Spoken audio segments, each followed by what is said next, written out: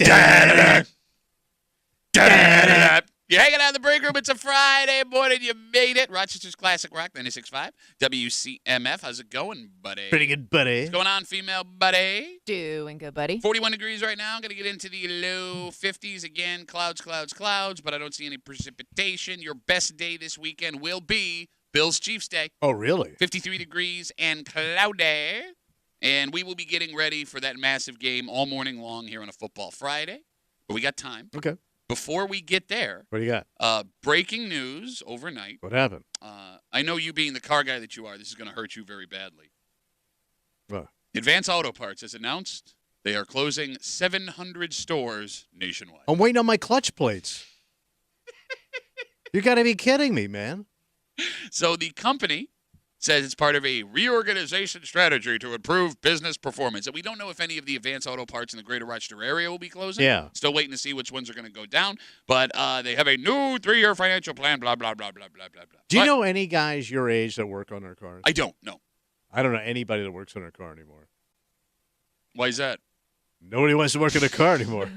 So let's talk about that. And the phone number is 252-WCMF, 252-9263. Because I do think people not working on their car is the reason this is happening. It's got to be. However, what is the reason people are no longer working on their cars? 252-WCMF. Because my thought, tell me what you think, is that cars have become so technologically advanced. Oh, yeah. It's impossible for you in your driveway to work on. I don't know. If I open up the hood of my car, I don't know what I'm looking at. I love how you say that like you would have before they became. I knew car stuff. I knew the carburetor. I knew the air filter. I knew where the window washer went.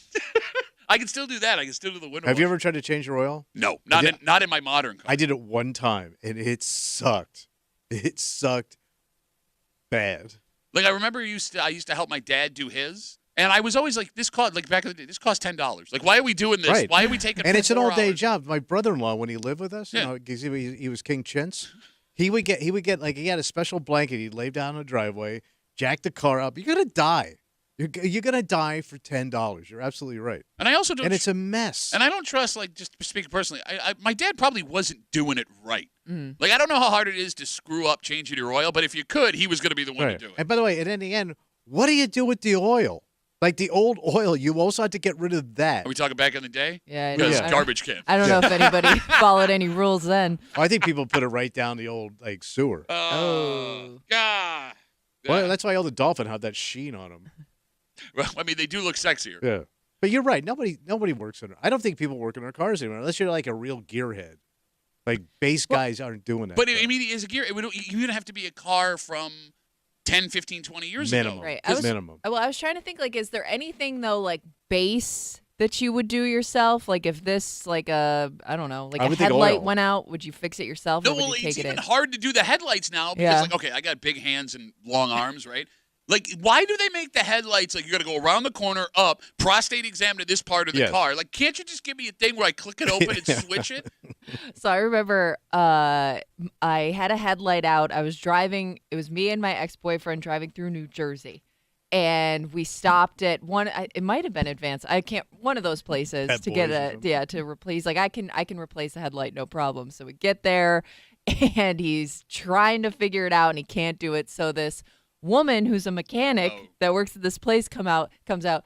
She is rolling her eyes at him. She literally fixed it in like 2 seconds and walked back inside like she knew what she was doing. That's like laughing at your weenie. She was watching it happen, and I know like she was just waiting to strike. Like I can't wait to show this woman how much of a loser her boyfriend is. And it had such an impact on Kimmy that 20 years I later. never forgot. That should. So, it's interesting. Yeah. With the way that cars are built now and the computers and the chips and the technological stuff, I mean, there are cars like my Pilot, right? I open it up. There's like a big plate over half the stuff. I don't even know where to go to open it up. Yeah. And there was a time. There was a time. Thank you. Where you were so busted, whether or not you knew how to do stuff in your car, you had to learn how to do stuff and on it your always car. went horribly wrong. But you figured out a way to get it done. I didn't. You didn't? I had some bad experiences, man, with cars. Can you give me an example? Horrible. So I had a flat tire. Okay. So I had to go get another tire, get it mounted on the rim, and everybody's at work. Just do it yourself, man. Don't give them the money. So I put the tire on, And as I'm driving to work, I hear this hissing sound, and then my tire explodes. Oh. Now, I'm not on a highway. I'm on a side street leaving my condo in Florida. My tire explodes. I look at it. It looks like when you see those tires on, like, 490 that are just shredded, like of a semi. What happened? Idiot me put the tire on backwards.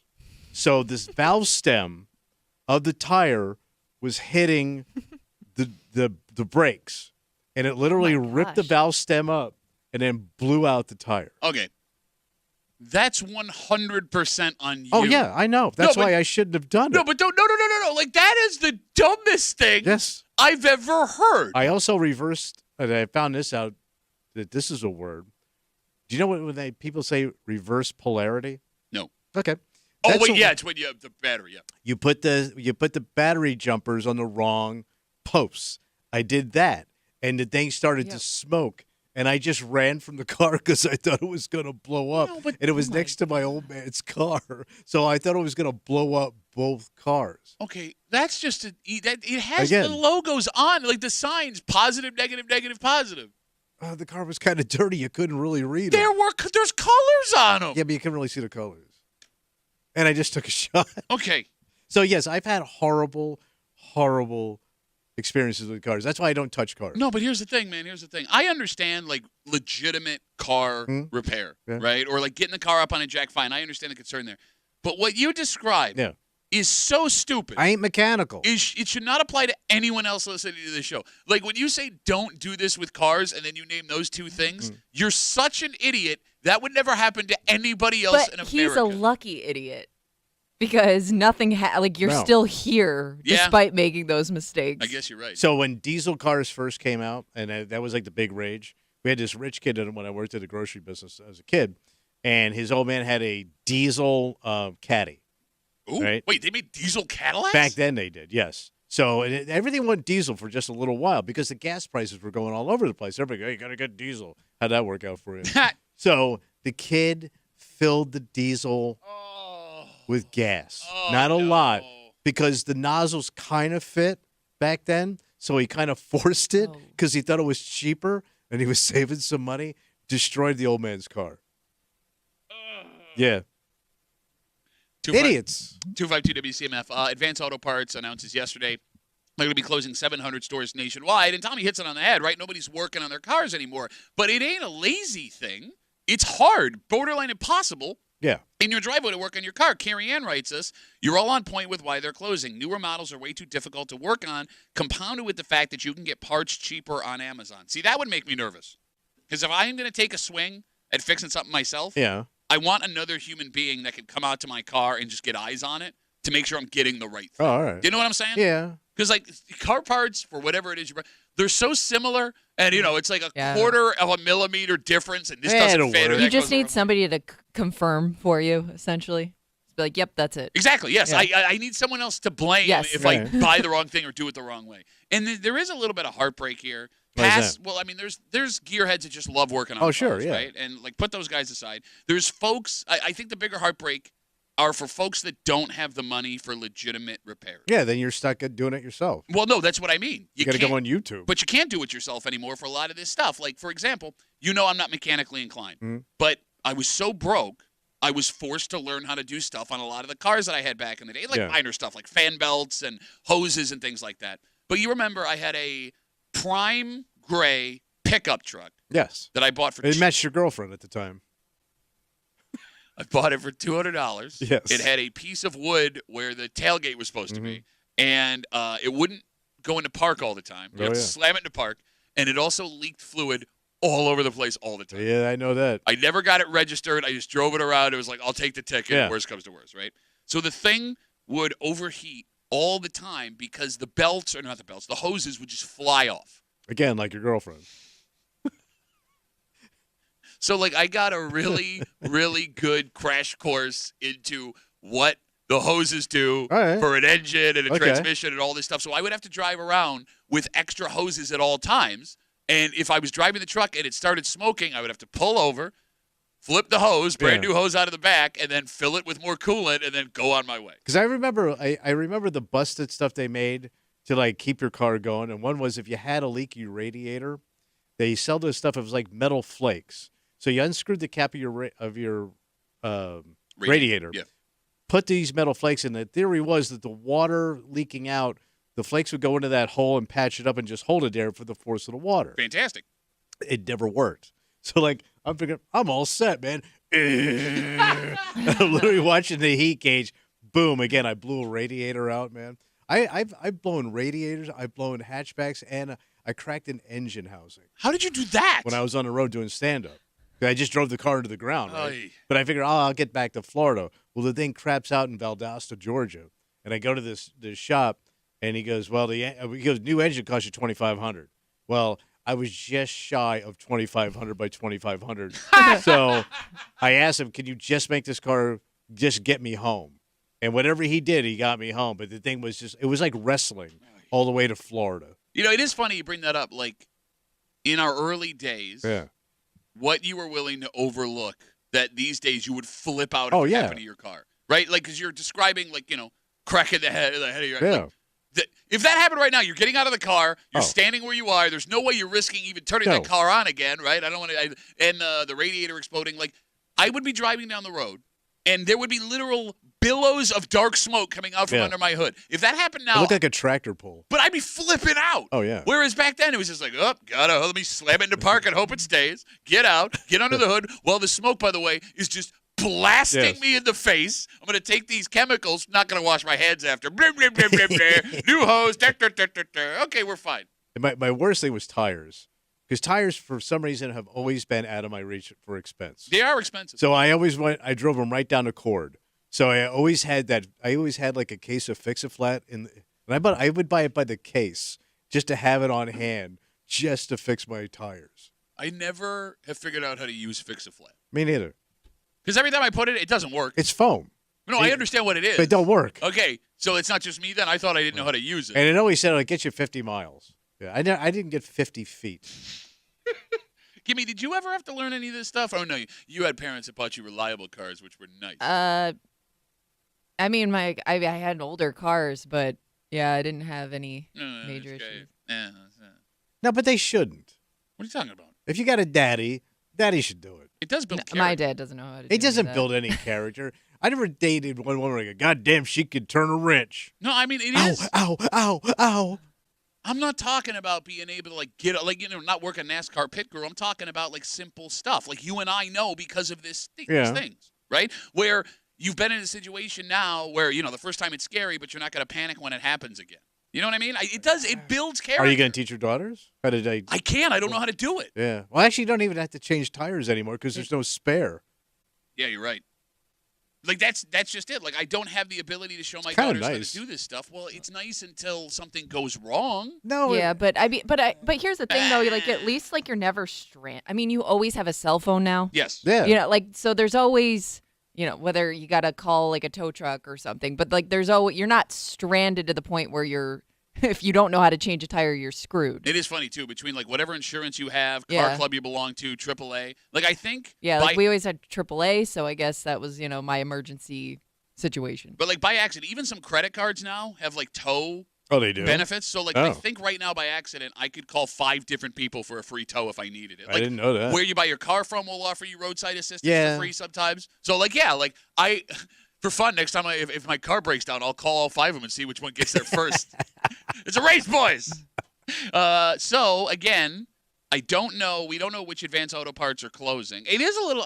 As much as I wasn't a gearhead, I always enjoyed going into auto parts stores, not for the part that I had to buy, but to see which stupid stuff guys who worked on their cars would buy as like impulse items. I always like going in there just for the personality of the guys behind the counter. Yep. Nope. That ain't gonna fit. Aisle 7. That ain't aisle 7. I can appreciate that. Other side of aisle 7. But isn't that what you want? Yes, that's why I don't want to have a car conversation. I don't know what I'm But doing. I also need information, and they always made me feel even dumber. Well, yeah, but you don't want that. That's what they're there to do. That's not what you put in your car. But they would never tell you what to. But then they would make you ask. Hot or cold? Getting warmer. Yes, it was a hunt. But the best too were like the novelty items for people's cars. Like the amount of times I had to pull my hand away from the light up skull screw on. Oh, yeah. You know what I'm talking about, right? Like, it's going to look stupid in my Dodge Caravan. The Crown Air Freshener. Oh, God, everything was so cool. I'm going to put neons on my primer truck. We got a Dynamite Primer Neon kind of breaker for you this morning here on CMF. It is a football Friday. Oh, boy, this is a big one. It's the biggest football Friday of the season thus far. National game. Bills Chiefs, 425 Sunday live on CMF. You're right. It's a national game for the first time ever. The CBS crew. NFL crew, Today. Yeah, NFL Today. Yeah. Thank you. Will be broadcasting live on location, and they will be in Orchard Park on Sunday. So to celebrate that, we take our football expert just after 7:45. He's got picks to make. Oh, I do. What? Don't ruin this for us. Don't ruin it. How am I going to ruin it? No, by opening your mouth, being an idiot. That's how. Just after 7:45, the biggest Tommy tells it like it is of the season. Damn. We get Tommy's picks. Just after 9 o'clock, our good buddies from 95.7 The Fan, Mike Danger, and from the Let's Go Duffalo podcast, Ryan Duffy. Ryan Duffy? Sorry. Do your lines, bitch. Sorry. Take two. Ryan Duffy. Ryan Duffy. No, I have no idea what he's coming in as today. Well, he's got some pretty cool options. Okay, what are we thinking? Well, first of all, he's built like the head coach of Kansas City. So he could come in as Andy Reid. Right. Okay. He could go the Swiftie route. He would come in as Taylor Swift or a Swiftie. Right. Okay. He could also come as Jason Kelsey. He's Okay. also got the girth. He's got girth for a couple of different characters. Yeah, you're right. There are a lot of people connected to the Chiefs that he could be. A lot of thick Chiefs people. Okay. Right. But here's the thing. That's 3 characters he could do. But we have yet to guess right what he was going to be. Yeah, Because yeah, last you're right. week, all our listeners with playing the Colts thought he was going to come in as a physical horse. So we'll find out what Ryan is. Right. Our new segment, What is Ryan? Just after 9 o'clock. And it's an interesting game on Sunday because there are Bills fans, and it seems now we are split down the middle, Yeah. that insist if you are going to succeed in your ultimate goal, you have to win this game on Sunday, no ifs, ands, or buts. And then there is another segment of Bills fans that all of a sudden have decided things have gone so well, this game does not matter. Okay. And we'll try and figure out if there's a middle ground just after 6:45 here in the break room on CMF. Plus a whole bunch more. And it's Friday. Oh, the creep cap. All the disgusting things Tommy said all week long just after 7 o'clock here in the break room on CMF. Plus a whole bunch more. But first, Tommy. Yeah. We are fully into the holiday season. Oh, yeah. Well. Right? Less than 2 weeks away from Thanksgiving, and we are preparing for Christmas stuff. Mm-hmm. We now have a date for arguably the biggest Christmas event in the greater Rochester area. Oh, when's it start? I'm not talking about the Jackass Village? Nope, not talking about that. Wow. Huh. Why you gotta hurt the village, man? Well, no, hey, I didn't mean that mean. Takes a village to be a jackass. You're a jackass. Look, I understand why when this first started, you thought it was stupid, right? You can make an argument. But I think when something's been around for a full decade, even the folks that think it's dumb have to step back and go, all right, I was wrong. We'll tell you what we're talking about next here in the break room. Let's see that.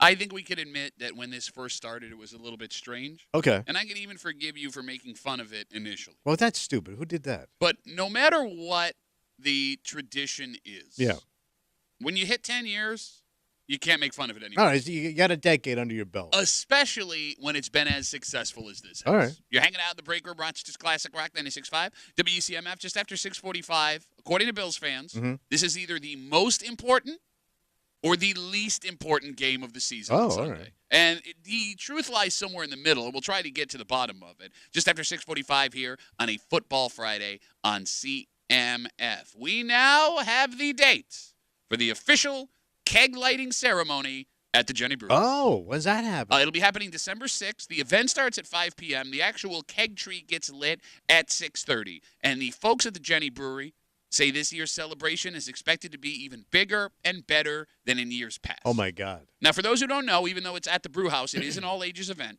And, Kimmy, it has become one of the premier holiday things in Rochester. Yeah, I mean, it draws a crowd, and I'm guessing it gets bigger and bigger every year. It's shoulder to shoulder. Yeah. So I've never been. Where do people park for that?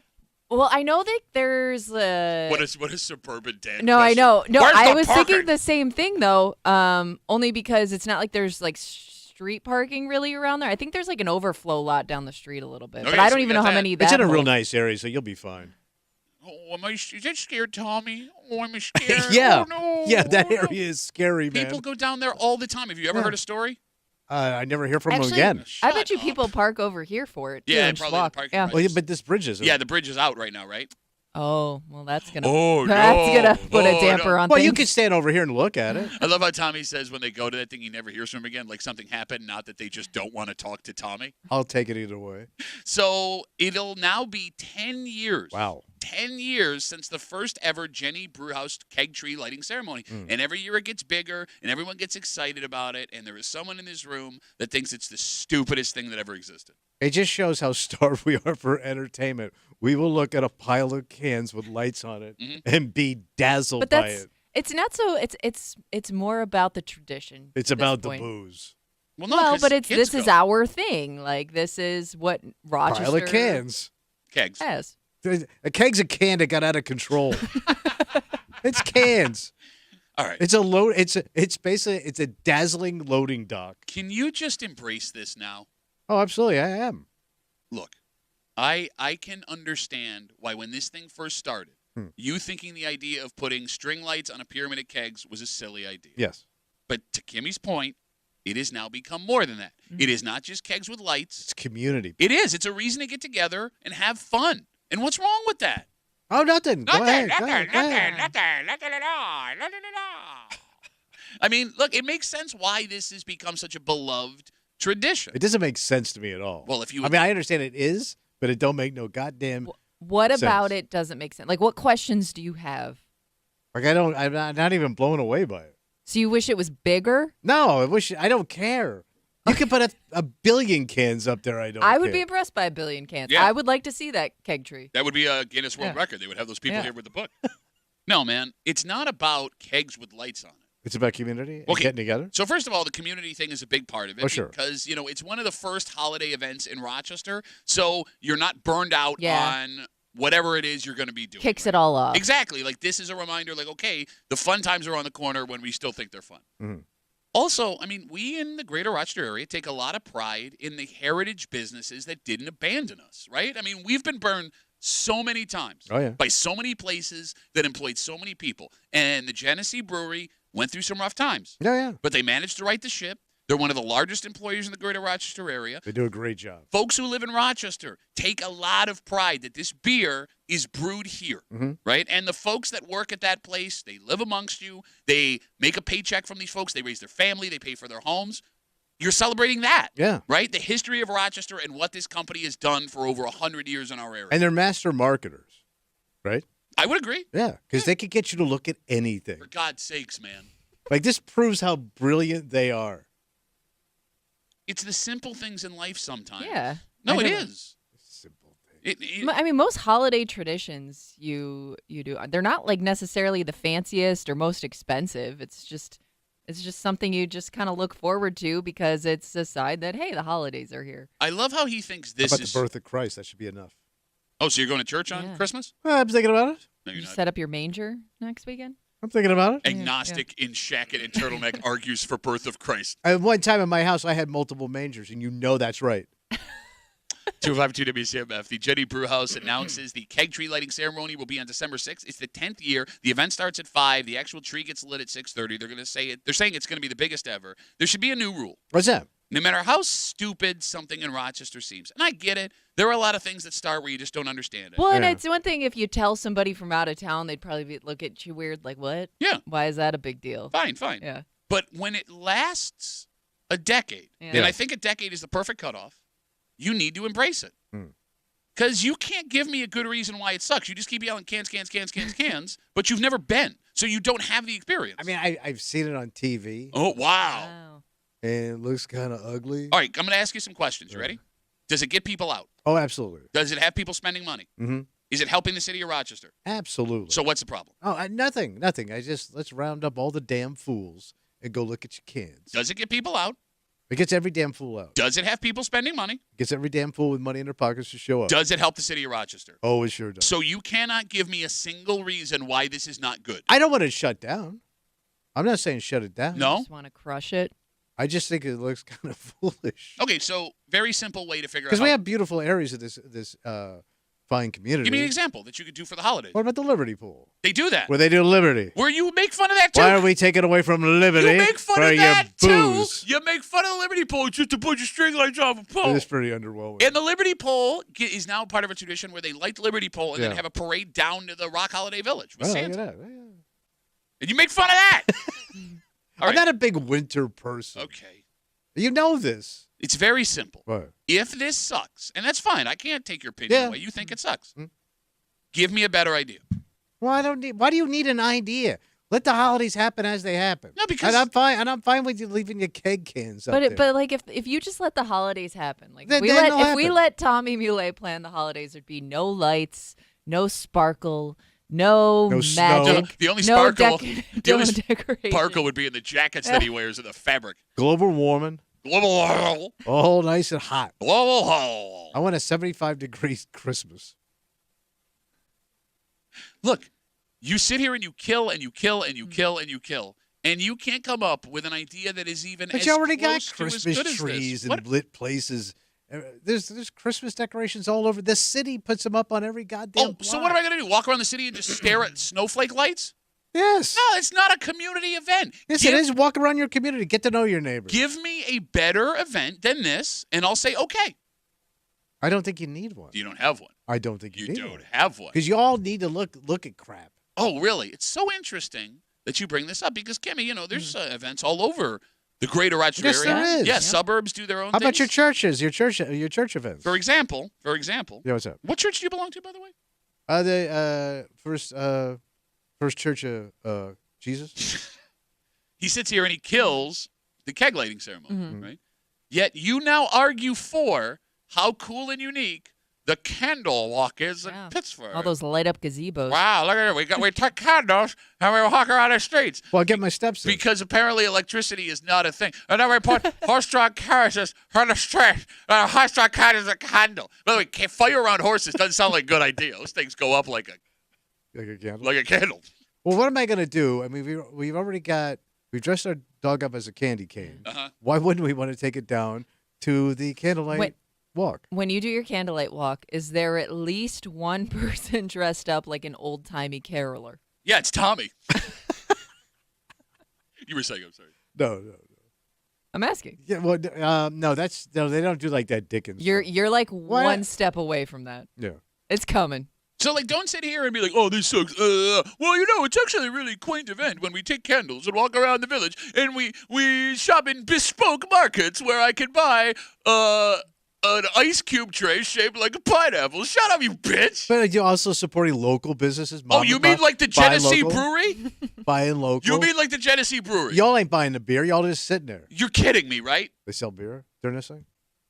I don't know what they do. Did you ask if they get 10,000 people out at the brew house and they sell beer? No beer for anybody. I mean, like outside when you're just hanging. Probably. Yeah. But you have They got, like an outdoor setup. I've never been to the keg lighting ceremony. Wow, this is what really chaps my ass about you. What? How come you've never been? Because I know it's slammed. Boy, you don't stop you from going to the Bills games and the Sabre games. Well, yeah, okay. If the keg lighting ceremony had 2 seats with my name on it, I would go there. By the way, we were asking about the bridge. The bridge is under reconstruction or something. Breaking news, according to Dan, who writes us on Twitter, he claims the bridge will reopen the same day as the keg train. Oh, nice. Oh, be the first to walk across the new bridge. Yeah, it's a new bridge. Oh, my God. What? He's just looking for any. You go first. He's just looking for any reason to be a douchebag, and you're nailing it. All right, let's take a break. You brought up the Bills Chiefs this weekend. Oh, it's what everybody's talking about. Literally in America, it's what everyone's talking about. Game of the week. I had SportsCenter on last night. It's everywhere right now. Of the 60 minutes of SportsCenter, 45 minutes of it was this Bills-Chiefs matchup on Sunday. And these teams, when you look at the numbers, I mean, the Bills are 3-1 in the regular season against the Chiefs. The Chiefs are 3-0 in the postseason. But the numbers between Josh Allen and Patrick Mahomes are almost identical. Oh. The numbers between these defenses and the coaches when they face off against each other are almost identical. It's like these teams are mirror images of each other. And Bills fans have now split into what seems 2 different camps. Yeah. There are Bills fans who believe because this game has such magnitude and potential impact on the postseason that if the Bills lose this game, the ultimate goal has been lost. And there is now a separate segment of Bills fans that have decided, because of the way everything has gone this year and the history involved with this matchup, this game means nothing. It can't mean nothing.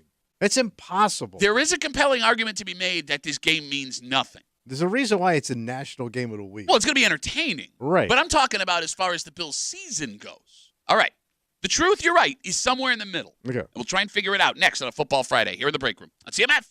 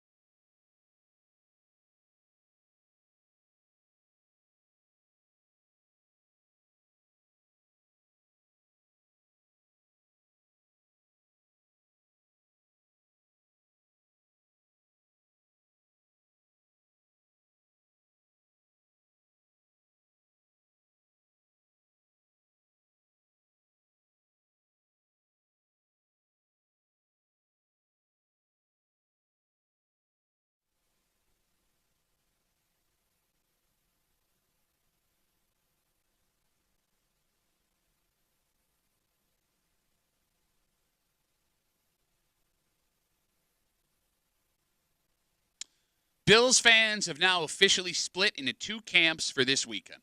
What do you got? Well, Tommy, the Chiefs game circled big old red in the schedule every year. Yeah. And it is maybe the most important game league-wide for the entire season. Mm-hmm. Tommy, you want to beat the Chiefs. Yes. But it feels like half the fan base right now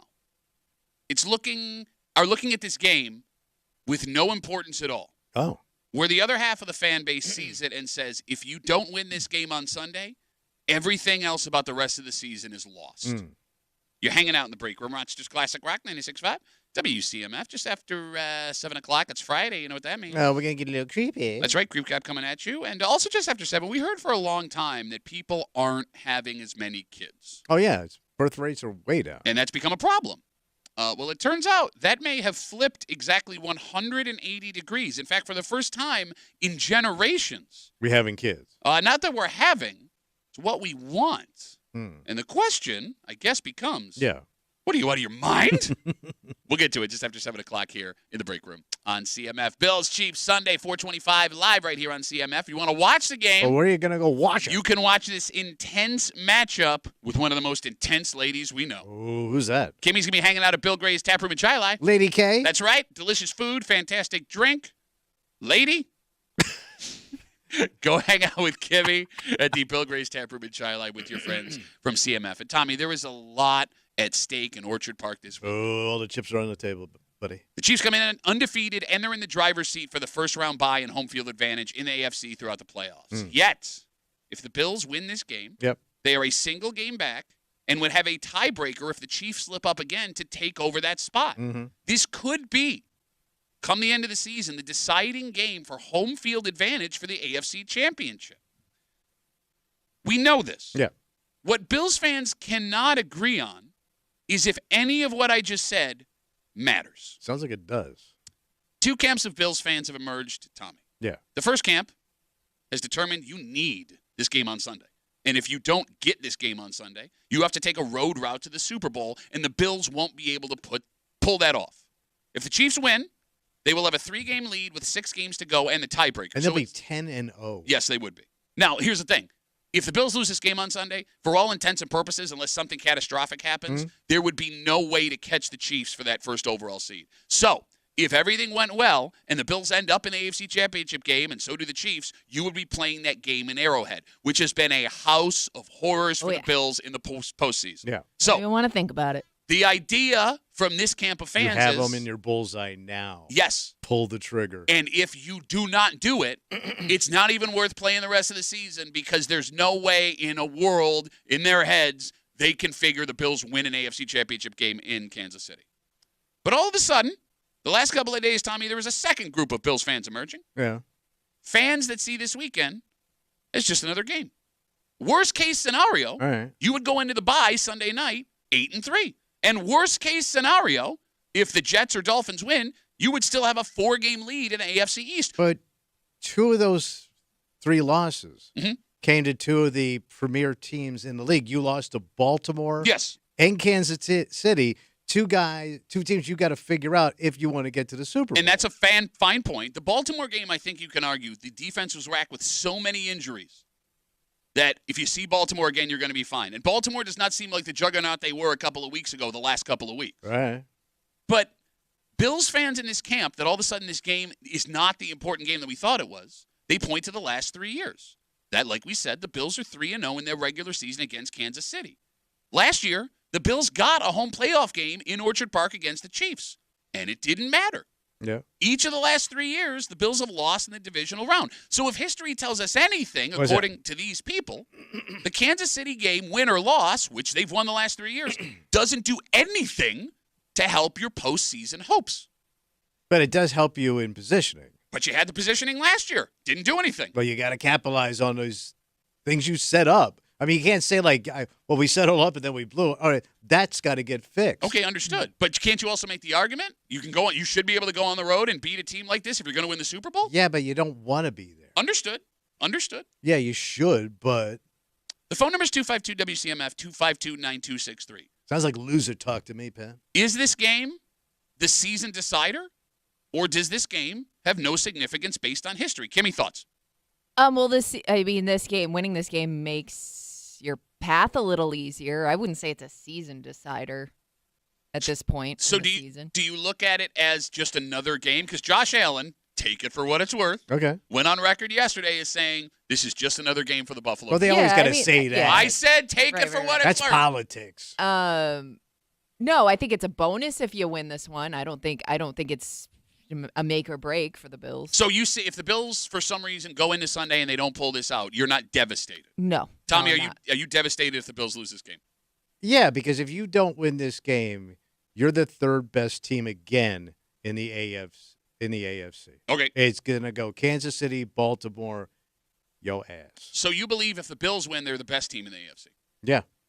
Because I mean, look, there is an argument to be made. Well, I would say this: they've jumped over Kansas City. Only thing you got left is Baltimore. Okay. Look, but they've beaten Kansas City in the past. Would you say that made them jump Kansas City in the regular season? Good question. I think you have to get Kansas City if you want to be spoken to in that light. No, but that's not the question. The question is the Bills have beat Kansas City Close straight games, times in games. the regular season. In those moments, did you believe the Bills had jumped Kansas City as far as better football team? No, because Kansas City was a better team back then, where Mahomes' numbers are down, right? Oh, look at this guy. Watching the news for 30 seconds. They look a little weak. And they're pulling out games in the last second. But doesn't like that a blocked kind field of goal. make you more nervous? Like, I don't want to face a team that knows how to win close games. You know what I mean? Like, for me, that reminds me more of those gritty Bills teams that used to pull out wins in those close scenarios, and you kind of never counted them out. Like, I don't know if I love a Kansas City team that it's been winning that way. But here's the thing. The Bills are also that team this season. The only one-possession game they've lost. lost. I'm not saying the Bills aren't like that, but I almost think that makes Kansas City a scarier team. All right, look, so I agree with you, Tommy. I think if the Bills win this game on Sunday, it's proof that they can play with anyone. Mm-hmm. And all of a sudden, those games against San Francisco and Detroit after the bye don't look so daunting. But, Tommy, people who are arguing this game doesn't have the weight it normally does could also be trying to cope, bless you, Kimmy, with a not-so-fun reality. What's that? The Bills' passing game won't be close to 100% on Sunday. No, he doesn't have the weapons. We already know Keon Coleman, rookie wide receiver, is out. We are waiting to hear on Amari Cooper. He's missed the last 2 weeks. He says he feels like he's going to play on Sunday, but he's still been limited. We're also waiting to see what's going on with Dalton Kincaid's knee. He has not practiced this week. Offensive lineman Spencer Brown has an ankle. That would be a huge loss. Mm-hmm. I mean, if you go in without Kincaid, Brown, or Cooper, even two of those three, this might be impossible. However, a surprise injury popped up for the Chiefs yesterday. Who'd they get? Their kicker, Harrison Bucker, was put on IR. He's got a knee injury. Oh, Bucker hurt his knee? So it's been pretty clutch for them in the past. The Chiefs had to sign a kicker off the Jets practice squad. And, I mean, the good thing for Harrison Bucker is, while he's rehabbing, his wife can cook and clean for him while he's sitting at home, right? He's that guy in the offseason who caused all that controversy when he made those comments at that college graduation. Stay at home, ladies. I forgot about that guy. Hey, honey, listen, remember what I said? Can you bring me some iced tea? There is one very important thing to keep in mind here. What is that? 252-WCMF, 252-9263. We talk about this Bills game this weekend. Half of Bills fans seem like they think this game means everything this season. The other half of Bills fans are arguing this game means nothing based on the dominance the Bills have had on the Chiefs in the regular season the last 3 years, and then bleh. Yeah. We're talking about the Bills getting to the 1 seed. Yeah. But it's not even like the Bills are close to having the 2 seed locked up right now. The Ravens and the Steelers are right on their tails. They play each other this weekend. If the Bills lose, one of those two teams will overtake the Bills, if I'm not mistaken. Unless, wait, no, the Ravens have 4 losses. Never mind, I take back what I said. The point I'm getting at is, by next Sunday, the Bills have a very good chance of being in the 3 spot if they don't win this game. And if that were to happen, the Bills would only be 1 game ahead of Houston, who has the tiebreaker for the 4th seed. So now you're starting to slip. You are, but again, there's still... And you got tough teams. You got to play Detroit. But there'll still be 6 games left when you come back. But you got some tough games. You said San Francisco out there. Yeah. I mean, I don't know what San Fran is right now. Detroit looks pretty scary.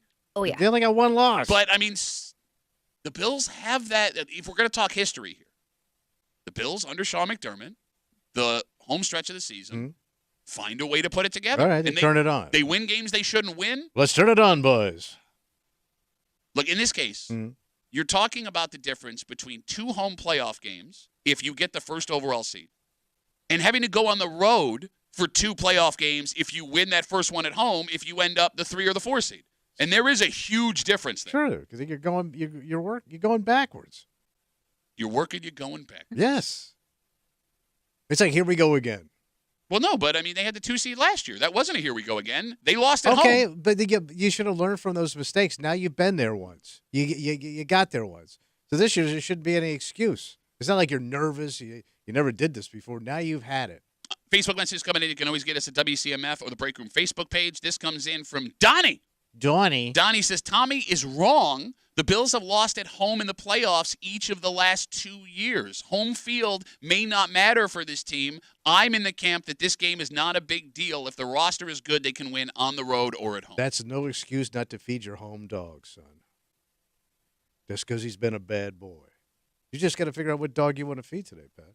I'm not. You want to feed your road dog or your home dog? I'm not listening to what you're saying. Feed your home dog. I'm not listening to what you're saying. Feed that dog. I told you I'm not listening to what you're saying. Feed the dog. Okay, so no, I got the correction here. If the Bills lose, based on the Steelers and Ravens playing this weekend, one of those teams will jump them. Jump them. Yes, all right. Because one of them has to get a win. So now you're slipping. There's a lot of sneaky teams in the mix here. Yeah. But by the way, you want to talk about slipping? It was also at this point last year, the Bills were 6-6. Yes, right? I mean, at the end, like they went on that epic run. But that's what I'm saying. Like, we sit here and we're panicking, like looking at, top overall seed. What if you fall to 4? They were 6-6. They ended up with the second effing seed. Yeah. So we know nothing. And hell, the Bills could win this game against the Chiefs, go into the bye, drop a very losable game to Detroit, drop a very losable game to San Francisco, and then all of a sudden you're back at the 3 or the 4 seed again. Okay. So, I mean, I think that kind of leans back into this idea that this game is being overhyped for significance on this Bills season. But do you want to drop the Kansas City game and drop those other 2 games? I do not. Well, no, obviously. Then you're done. Obviously, I don't want to do that. Stop doing the. Take your dog and go home. Go feed your dog. You got to feed the home dog, I heard. You got to feed that home dog. More Facebook messages coming in. People are not liking your takes, Tommy. What, win? Jessica writes, she writes, the best the Bills have played in the playoffs was a second-round game in Kansas City, the 13-second game. Yeah, it didn't go their way. Yeah. But they should have won that game. But they didn't. It was the best performance Josh Allen and that team has ever had in the playoffs. She makes a valid argument. Okay, but aren't you getting sick of losing the greatest games ever played? Yeah, but I mean, that's part of being a Bills fan. Home away, you lose the greatest games ever played. But you need to get rid of that. No, but I think the overall point that she's making is if you look at home playoff games the last couple of years, that Ravens game during COVID was phenomenal. Didn't get to experience it, but 102-yard house call. Yeah, you're right. It sucks, right? But like the home performances for playoff games, they squeaked out a win against the Dolphins a couple of years ago. Minus that Cincinnati game. That wasn't fun. But they also, that game against the Steelers last year was not a walk in the park. No, that was a battle. Yeah. And even that Colts game in the COVID year, that came down to the last play. It was a blur. Right? So, like, the idea that if you have a home field playoff game that it's going to be a cakewalk, Bills are showing that's not really the case. Right. Not really been the case. Look, no matter what, yes, I want the win. And this game is significant because the whole country's watching, man. I want the win. You're in a tuxedo and brown shoes. Go home. Go home. I got to laugh. No, she's laughing at how stupid you are. Laugh it's just counts. so catty. I think we know where Tommy has fallen on this game based on the way that we have an idea. Yes. And we will find out for sure just after 7:45. A prime time. No, not prime time, but okay, really prime window. I would say it's going to have the most eyes. That's fair. A Tony Romo, my good personal friend, Jim Nance. Hello, friends.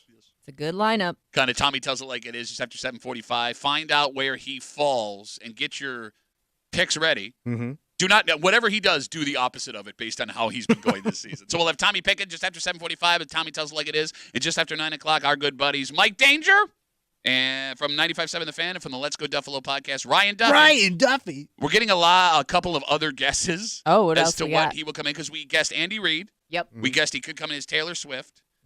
Jason Kelsey. Rick wrote us earlier. He comes in as a steak.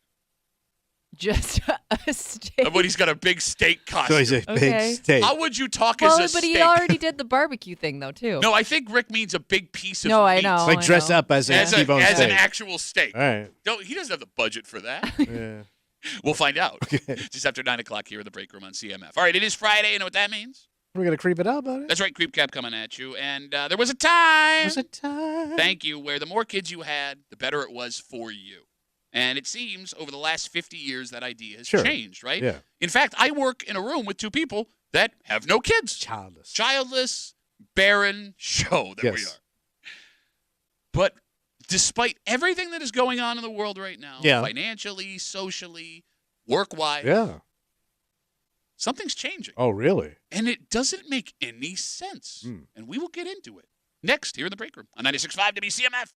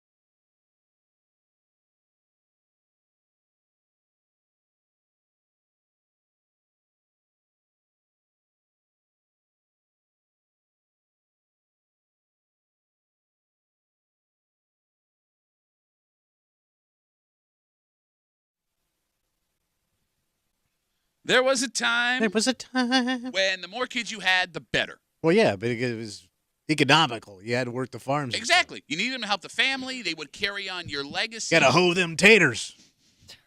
But for obvious reasons, as time has gone on, that has changed. Yeah. Until today.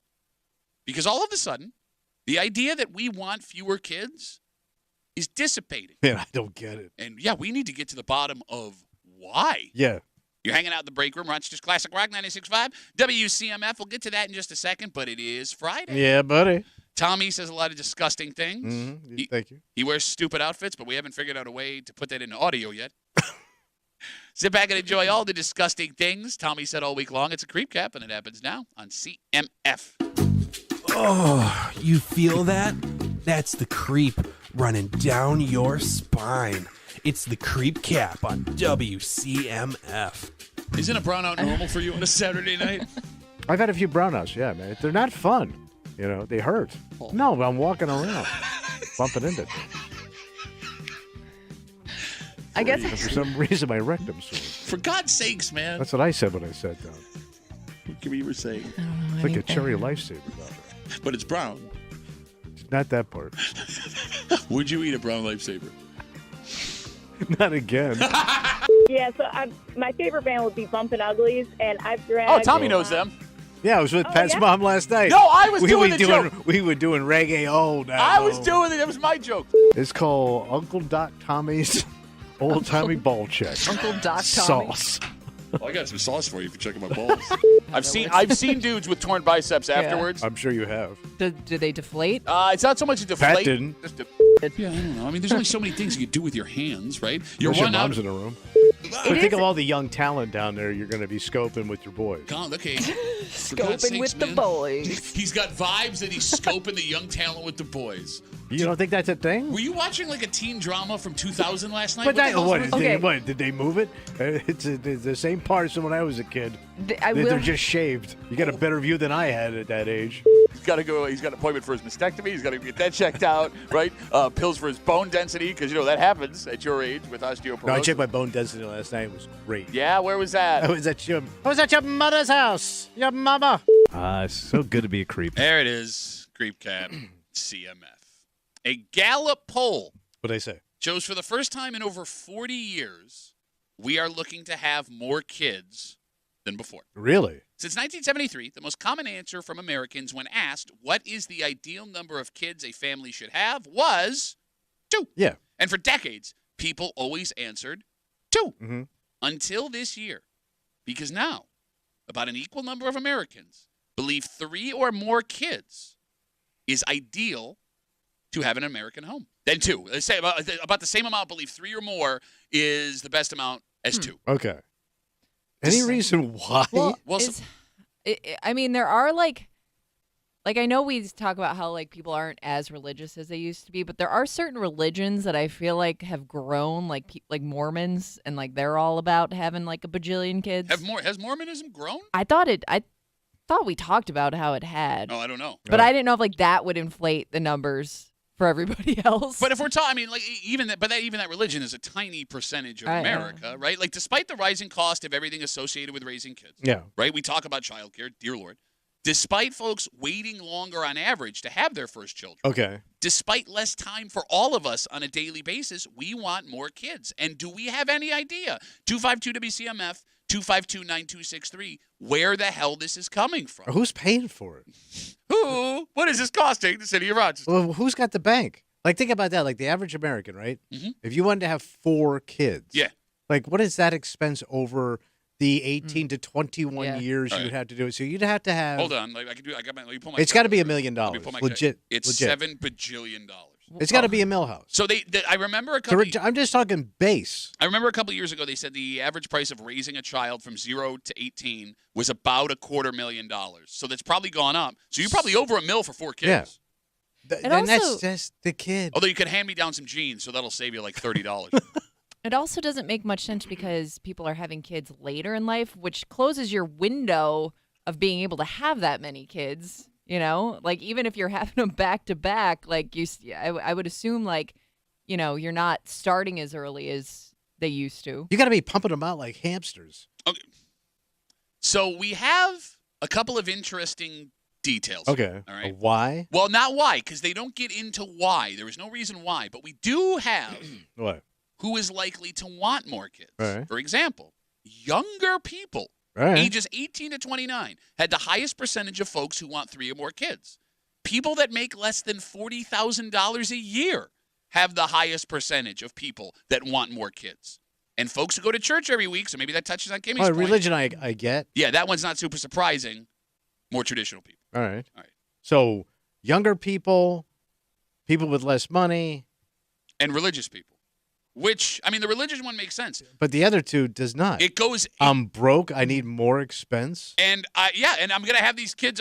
I'm not at a point in my life where I can afford to have the kids. And you'll never get rid of them, man. They're not locusts, man. They eat like it. You don't have kids. Kids eat in biblical amounts. They could ravage your standard refrigerator in under 10 seconds. Hell, they could probably strip a cow in 2 minutes. 252-WCMF, 252-9263. For the first time in 40 years. What is? According to a poll, Americans want to have more kids. For years and years and years, the majority of Americans always responded to when they were asked what's the ideal number of kids a family should have. But now, the same amount of people that responded to are also responding 3 or more. Where are you putting them all? Yeah, that's another thing. You can't buy a house. Okay, you guys are talking like... I'm asking. That's a great point. Like, I mean, you can't buy a house right now. Think about this. If you're a family of 4, what that house would cost you. Let's say... Well, you'd be more than a family of 4. Yeah, you would be a family of 6. Family of 5 or 6. All right, so think of that size house. Mm-hmm. You can't afford that house. Well, you double up kids in a room. If you go 2 or 3 bedrooms. Yeah. Oh, that's fun. Look, I lived it. I mean, my brother... like, your childhood blew. It wasn't because I shared a room with my brother. My childhood blew for a lot of different reasons. Right, but you're all on top of each other. Yeah, I'll be honest with you. I didn't hate that. I think it's... But you didn't know no better. I think it's one of the reasons my brother and I are so close. Well, but have we asked your brother? Well, he's going to be here today. We can ask him later. He doesn't like you. He doesn't. He loves you. Pat was having a great time. He loves you. He loves you like a brother. But Fredo, I don't like you. Shut up. Irish don't talk like you that. You go up against the family all the time. You constantly, every time I know.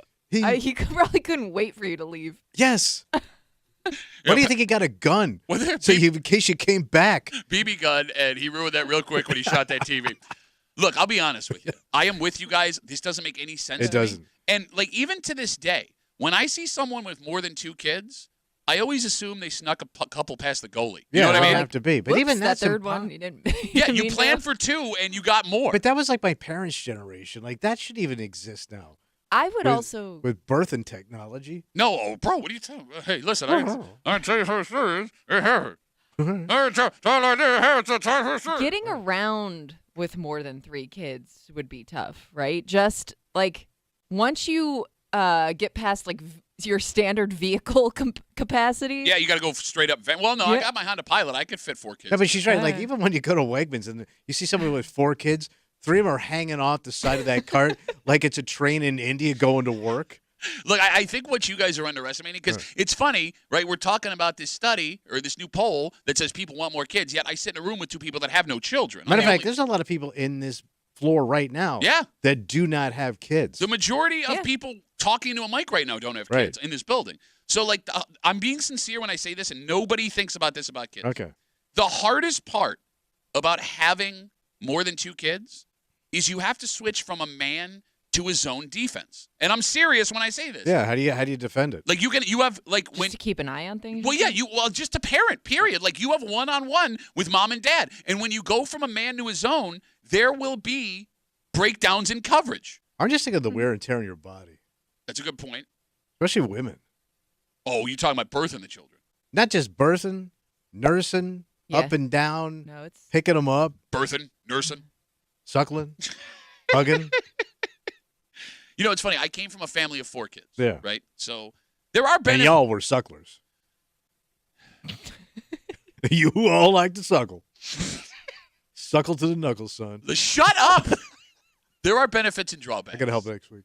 There are benefits and drawbacks to more kids. Because, look, I love There's no benefits to having 4 kids, man. I love my siblings. No, here's why. They're going to beat your ass and then beat your house. We are all very close, me and my siblings. Almost have a basketball team. Look, it's great. We're all friends. We spend a ton of time together, right, as siblings. But again, to the point I made earlier, we may only be close because of the shared experience of our childhood. The environment. Which wasn't great. Mm-hmm. And it may have been better if there was more money. Yeah, of course. Which probably would have happened if there weren't 4 kids in the house, right? And I don't mean to think about it like I wish my little sisters never existed. Right. Right? But, like, if you are at a point where you haven't had that child yet, that is a discussion you have to have with your partner, right? Because it could go the other way. Because, like, my sister had 3 daughters, and they don't get along. Like, they don't have they all grew up in a similar situation, a small house. Everything broke. Mm-hmm. It was a disaster. She worked 3 jobs. And they all kind of went their separate ways. I mean, so you have an ideal situation. Hers was they don't even talk to each other. Sure, I hear what you're saying. You know, they don't want to think about it or talk about it anymore. Well, you bring up another good point, too. I mean, a lot of that comes from resentment, right, of each other or parents or whatever.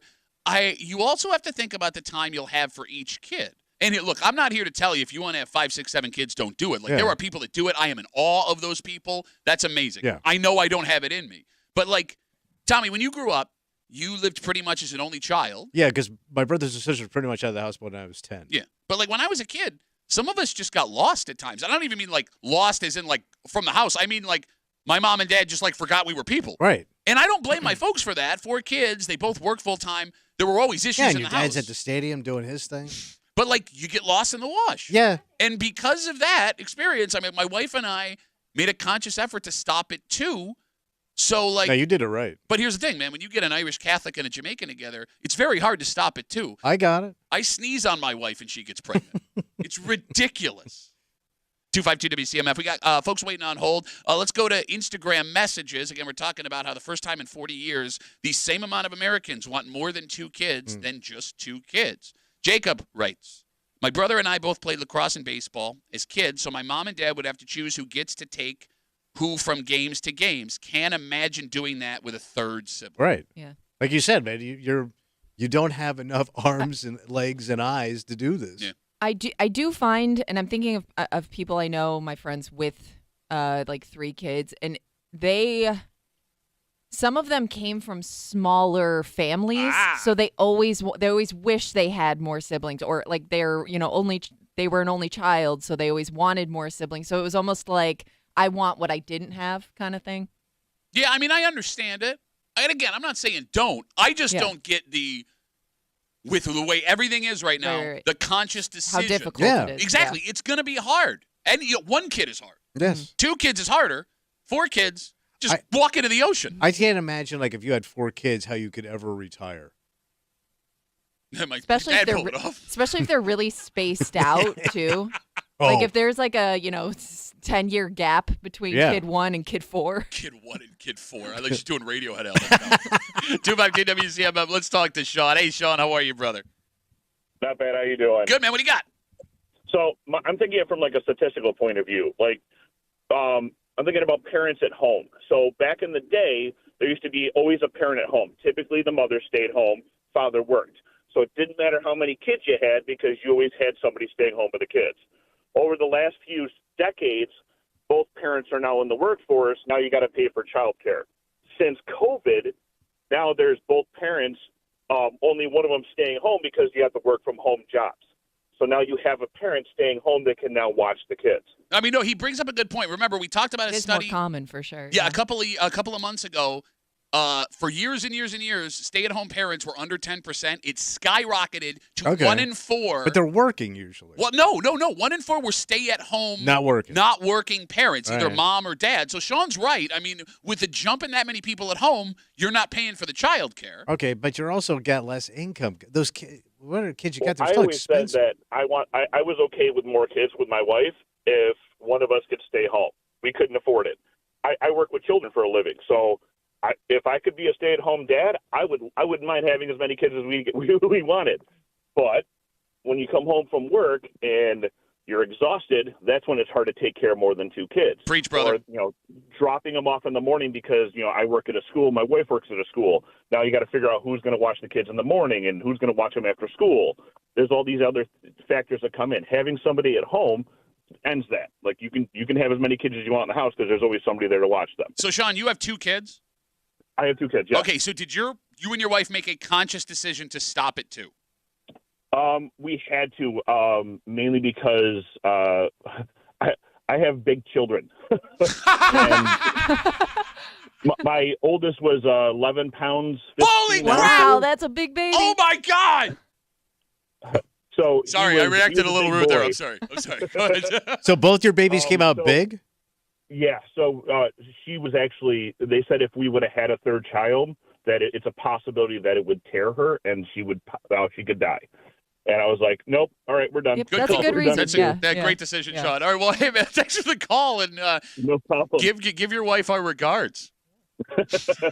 Good. Strong Thank you woman. so much. Take care, Sean. Goddamn monster baby. 11-pound 11 baby? pounds is nuts. What's an average baby? 6? 7? 7, right? That's almost double baby. You got double baby, bro. Yeah. You know, it's funny. Sean brings that up. Like, you make a conscious decision to stop it too. And there are people as, adults, parents, that Yeah. it's not about a life or death situation. It's like, we should stop now. And as much as it's logical, it is still funny to think that you will have two people Yeah. that were created by other people Yeah. sitting in a dining room having a discussion about whether or not they should create another human life. Yeah. Isn't that weird? Yeah, it is. Yeah. Right? Because there was a point in history where you just did it because that's what you did. Yeah. Right? Like you had to keep the species Right. going. And now it's like, would we like to create another person Human being. on this planet that will think and feel and Make a love chart. and hurt? Yeah, I mean, it's a strange And thing. did we have Pros enough and people? cons. Like, are we sold out on people? Irondequoit's full. You're China full. okay. Okay? Okay. Like, the world's getting pretty populated. You're going down a very dangerous road here. What are you saying? I What do you want mean, these- what am I I want to saying? take these calls. Yeah, no kidding. The Onion just bought us. I guess, like, to wrap this up, What is that? what's really interesting about this whole idea Mm. is we've heard a ton the last few years about couples that have chosen not to have children. It's become a national talking point. Did we overestimate how many of those people existed? Or are those people simply changing their minds? Oh. Right? All Like, right. I mean, it's possible that these folks said they didn't want to have kids. They saw Yeah. other people having kids and it Change your changed them. heart. It's also possible that these people, when they were younger, were worried they couldn't afford kids. They are now becoming more financially stable, and that has changed their opinion, All right. right? So, like, maybe this national talking point from a couple of years ago of, like, people don't want kids anymore was a stupid thought because, as you get older, your priorities change. Yeah, you get lonely. Possibly. Think of the future. Get lonely. It's not a Cocker Spaniel. No. It's, yeah. Way worse. 252 WCMF. Let's take one more call. James, I got like 30 seconds, brother. What do you got? All right, man. Listen, my wife and I were we would be considered very irresponsible because Well, hold on. I'm not saying people that have a lot of kids are irresponsible. I don't want people to think like don't have children. okay, but in once you have them, and you wouldn't give any of them up for Sure. the world. Yeah. Why would Absolutely. you know? We're not saying that. James, pick 3 kids you don't want anymore. Go. But yeah, they're all doing pretty good, and we were always broke, but it's worth it. James, how many kids you have? 5. 5. What do you live in a shoe? Can't afford a shoe. Well, Lives in a crock. our last name was Peppers, and there was a book out in the 50s called The 5 Little Peppers and How They Grew. Great call, James. Great call, buddy. Thank you for the call. Have a good rest of the day. You should call one of your 5 kids, tell them that. No, I don't think you're irresponsible No. for having 5 kids, right? We're just saying it's hard. I respect the hustle. I don't know how you do it, Yes. right? It's just like, Nobody doesn't said look- give your kids away Yeah. either. I don't know where you got that. everybody pick a kid and send them outside. It doesn't look enjoyable. Oh, no, there is joy to it. But overall, it's mostly a lot of physical and mental stress I really for 5 children. I deeply regret bringing this discussion up with you in the room. Why? Because you have no basis of opinion. It looks, but you know I'm right. No, I don't. Like you don't get a day off. But that's with 2 kids, too. Yeah, but 5. But 5, Kimmy. No, that is my, yes, I understand it. What I am saying is I don't know why you would consciously make that decision in today's Right. I agree. economical and social climate, right? But I don't want people to think they're irresponsible. Like, if you can do it, if you can think you can pull it off, God bless you. Go have 1,000 kids. Let's take a break. You're happy with your dogs, Yes. right? And you've had them forever. Yeah. And there are people that we know will treat their dogs like their children. Yes. There's a new business opening up in Greece. What are they doing? Did you see this? No. Okay. We've talked about on the show before going too far and pampering your pet. Yeah. But this is, hands down, the most obnoxious, over-the-top. Let me put it this way. Yeah. But people are going to do it, aren't they? Yeah, they are. Because they're opening. This one is about to open, and they're already opening a second one, and this is a national business. It's like a dog pampering thing? I'll explain. Let me put it this way. If your dog's hotel room costs more than your hotel room, yes, you're out of your mind. By the way, these things are needed. No, it's not. Yes, it is. No, it's not. We'll get into it next here in the break room on 96.5 WCMF.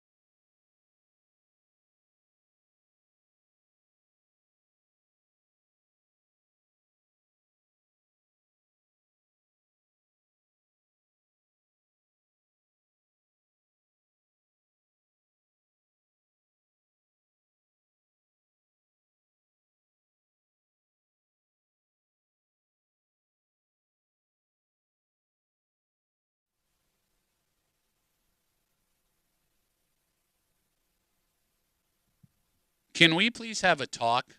Sure. All you dog owners out there, Yeah. come closer. Yeah, I'm listening. Something's happened in the last few years. Mm-hmm. Folks decided that loving your dog meant you had to do the most extreme things and spend all your money to prove how much you love your dog. Oh, they're a good boy. Because another new dog business in town shows that this dog measuring contest that can get people to spend all of their cash on the stupidest possible things has gone too far. So what do you got now? You're hanging out in the break room. Rochester's Classic Rock 96.5. WCMF just after 7:45. It's the biggest game of the season. Oh, boy. Which means picks with the most at stake. Yeah. A Bills, Chiefs, Tony Romo, close personal friend Jim Nance. Never before.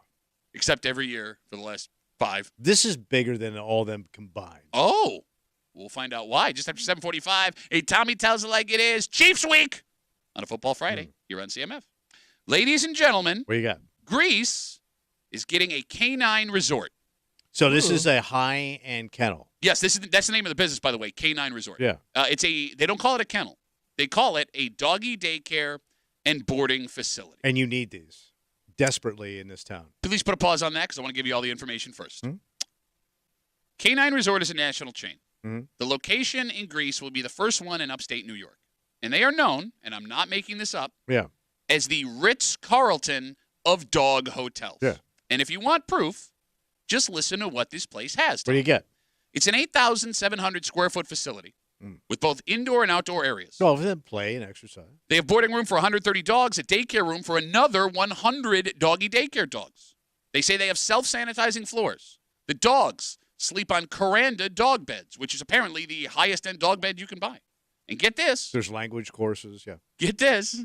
They say they have hospital-grade advanced air purification systems. You know, in case you need to get your appendix out while your dog's in the daycare. But you don't get kennel cough.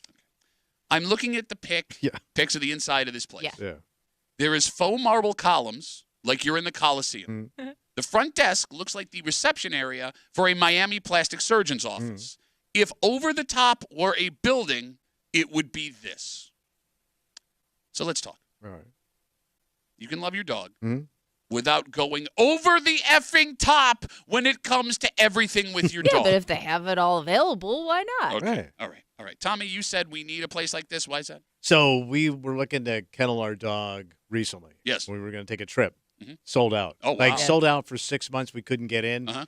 And the lady has 2 locations. Both of them are fully booked. Oh, man. There's a shortage of kennel space. He's not People want to take wrong. vacations. Sure, no, with their that's fine. pooch. That's fine. So, like if there was a shortage of hotels in Rochester, Yeah. you would build a Ritz-Carlton.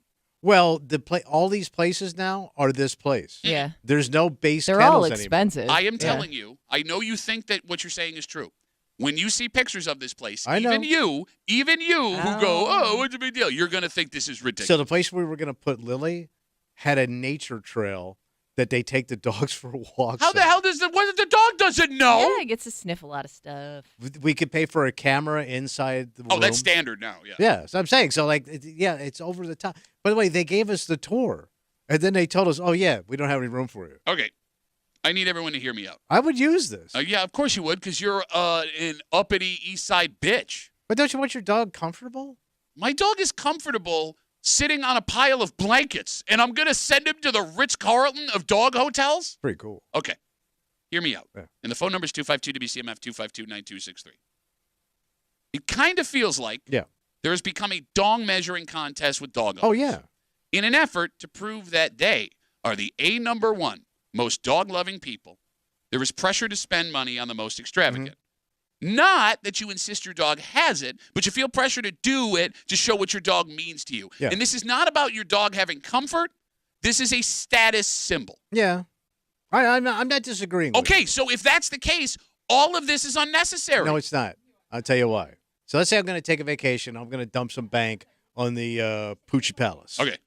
It's going to give my wife peace of mind that there's nothing wrong with the dog because my wife doesn't want to go to sketchy, boarded up weirdo dog place. No, but that's what's so funny is like junkyard dog palace. No, but you always do this. Like, you go in extremes, right? Like, yeah, I agree. If there's a single room with a light bulb swinging and barbed wire around it, don't drop your dog off there. Yes. But there are regular-ass, normal boarding There's places not. you can build. There is. You could build. But nobody wants them. Okay, that's what I mean, and that's what makes this ridiculous. You can love your dog and treat them like a dog, and that is okay. Your dog should not have a nicer hotel room than you when you go on vacation. So, all right. So remember when I drove to Florida to see my brother? Mm-hmm. And we took the dog with us? Yes. The dog had 2/3 of the car. Okay. To herself. Okay. We had the front 2 seats. Yes. She had the back, toys, crap all over the place. You're proving my point. Yeah, but that's the way it goes. No, it doesn't have to be. You've decided it's that way. What are you going to do? Oh, man. Look at that. Okay. 252-WCMF, 252-9263. We're talking about this business opening in Greece. It's called Canine Resort. It is known as the Ritz-Carlton of dog hotels. It's the most over-the-top thing you've ever seen. Yes. I have a schedule for the dog day when you drop your dog off. Yeah. Right. They'll give you the activities and everything, right? Would you like to hear it? Yeah. Okay. Wake up, outdoor elimination break, which is a classy way of saying your dog takes a dump. Right. Housekeeping, room service breakfast, playtime. Okay. Another room service dinner, second dump, turn down service, tuck in, and lights out. Adorable. I could go to a Hampton Inn, which is a higher-end, middle-of-the-road hotel chain, and as a person, I don't get that. No, you don't. And my dog gets all of that. Yes. Well, they have to feed your dog. No, it's Kimmy. I mean, Kimmy, like, feed the what dog. do you Feed the dog. Yeah, they're just putting it in fancier terms, but they're just feeding your dog. But why are you upset about because that? when you put it like that, you have the ability to charge 4 times as more. And idiots like Tommy, we don't know if in they'll his charge that much more. Okay. All those other places are pretty expensive. I understand. All right. Did they pipe in music and stuff too for the dog? That probably I don't have that here. I don't know. But the ultimate irony of all of this is we just had a discussion 15 minutes ago about having kids, right? And having more than 2 kids. And It's too much. Tommy went full too much. The ultimate irony, Tommy, if someone were to send their kid it's ridiculous. to a place like this, A child doesn't appreciate it. a human being with a future, right? Right. You would call that family Yeah. a rich-ass, spoiled-ass, obnoxious, bitch-ass family. Yes. But it's okay for a dog who is unaware of what they're getting. I know. Why? They appreciate it. Dogs do not appreciate Their little it. faces, their little Yeah. tails tell the tale, and they're happy. Like dogs express their happiness. So if I told you that I was spending $400 a night to leave my daughters behind at a high-end kid hotel, you would look at me and go, that's fine. Oh, yeah. Yeah. Kitty hotel? Absolutely. Can I ask you a follow-up question? What's that? Why you lie? Why you lie so hard? It's hard to not to. They trap you, and then you're in. 252-WCMF, 252-9263. We got folks waiting on hold. Let's talk to Jane. Jane, how are you? Hi, I'm good. I'm good. So I have a quick backstory. I agree with Tommy 100%. We relocated up here from Texas, and I would take my little guy, Luca, to a boarding facility. He lives on the second floor. Oh. What? Nothing. I'm sorry. Go ahead. Oh, okay. So I got a call Christmas Eve that they were calling animal control on him. And he's an 11-pound Havanese. So I lost my mind. I'm like, well, what happened? He's like, well, he bit somebody. So I got on the next flight. I had to meet up with the animal control officer. And the animal control officer told me it was unnecessary. He was a really good boy. He didn't put him in with the general population. He just kept him with him, and he was a good boy, so it was great. But I was traumatized. So I did some research, and I found this place called Castle Creek Pet Spa and Resort. And what that is... Can we pause? Time out for a sec. Time out for a sec. Yeah. The place is called a pet spa and resort. Yes. A pet spa. Yeah.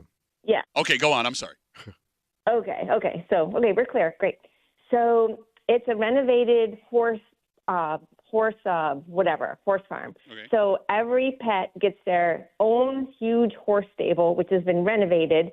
It's climate controlled. They have classical music. They have their own private lanai. Because it's been proven that dogs prefer classical music. I think they do. Yeah. They also teach cha-cha. Yeah. So, they have 1 hour break to play because it's really hot outside. So then they come back inside for it to cool down. Then another hour. Then they come back, and there's a lot of back and forth. But they all have their private, huge raised beds in this private, huge area. Each one has their own private area. Jane, I get it. It's a really nice place. Okay. I get it. But here's the thing. And Very nice place. Jane, you sound like a really nice woman. And it pains me to have to say this. What's that? But it is apparent Okay. after everything you've said that you are a sucker. Like you got played. They're just... Well, hold on. Let's hear how much it cost her. How much did it cost a night? I don't know. Maybe Yes, I you don't know, do. a lot. You lie, Jane, Jane. no. Why you lie, Jane? Why you lie?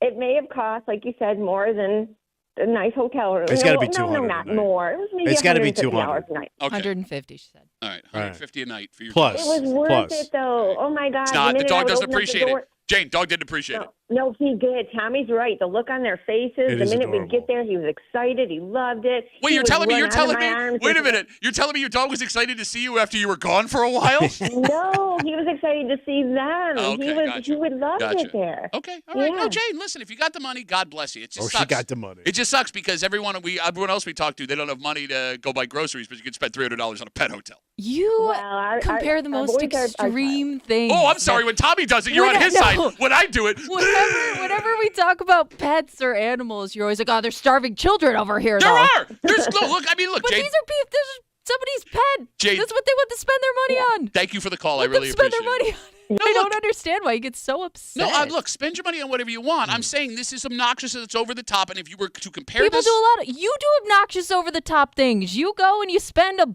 boatload of money on Bill's stuff and stuff that nobody's ever going to see because it's sitting in a closet in a guest bedroom that almost killed your father-in-law. Like, that seems pretty extravagant, but I don't hear you talking about that. Pat, there are starving children over there, and you're spending your money on a There's jersey. starving father-in-laws out there. it's just weird to me that someone who used my Bills tickets 2 weeks ago is all of a sudden running her mouth about money I'm spending on Bill stuff. Oh! But you're the one making these insane comparisons. No, but here's the difference, What's that? Kimmy. Look, I understand I that don't there care is... if you spend your money on that stuff, but why are you calling out Tommy and the other people for giving their dog cool You just stuff? pissed off dog, bear, mama. Because this ain't about taking care of your dog. It's not. This is a dog measuring contest. You want to take the picture of the dog, walk it into the facility to put it on Facebook. You know what? I care a little bit more about my dog, my fur child, because, you know, when it comes to nothing is too good. But don't you want the best for your fur babies? They're the best for them. If I give them a piece of turkey, it's the greatest day of their life. It is. You know why? Because they're dogs. But how about turkey and turn down service? 252-WCMF, 252-9263. Again, we're talking about this new business out in Greece. It's called Canine Resort. It's called I gotta check it out. By the way, they're already ready to open up a second location. This one isn't even I bet open you. yet. I bet you it's hard to get in right now. You're probably right. But it's the most over-the-top stuff. I highly encourage you to Google them and look at what the place looks like. And all I'm saying is it's unnecessary. It is completely unnecessary. And Kimmy Claus comes out all of a sudden. Well, no, because you're getting upset at people. Who's upset? I'm not the one yelling, Kimmy. Yeah, Somebody you else are. is yelling. You were the one yelling. Look, You I'm just calmly screamed talking. it. What was her name? Jane. No, I didn't You just made scream. Jane really feel hurt like Jane. crap. I said she was a Poor sucker. There's a difference between screaming sucker, and calling her a sucker. sucker. I'm trying to calmly talk, and someone else is yelling at me. I don't know I'm what's looking. happening. I'm looking at your microphone right now, and you were yelling about 10 minutes ago. And you're such a gaslighter. Sucker. Such a gaslighter. Oh, I don't know. I'm talking very calmly, trying which to- I don't do for 4 hours a day. I'm trying to have a calm conversation. Jeez. Haven't we agreed, Kimmy, that if you're on Tommy's side, you're eventually going to be wrong? I'm with him on this one. Ooh, look at that. We're calmy today. I don't know Team what to tell Tommy. you. 252-WCMF. Let's take one more call. All right. One more call. Let's talk to Amanda. Hey, Amanda, how are you? I'm good. How are you guys? Good, Amanda. What do you got for us? Well, I work at a doggy daycare in Webster. You guys are more than welcome to come in and check us out anytime. Tommy will take your dog anytime. Oh, thank you, honey. We're right on Ridge Road. Stay and play. Is it Actually, real just going fancy? in there right now. Is it real What's that? fancy?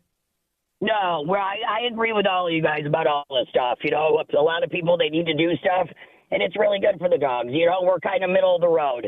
You know, we love them. We take care of them great. We have to look at our reviews. People come back. We've got Bless you, referrals all like crazy.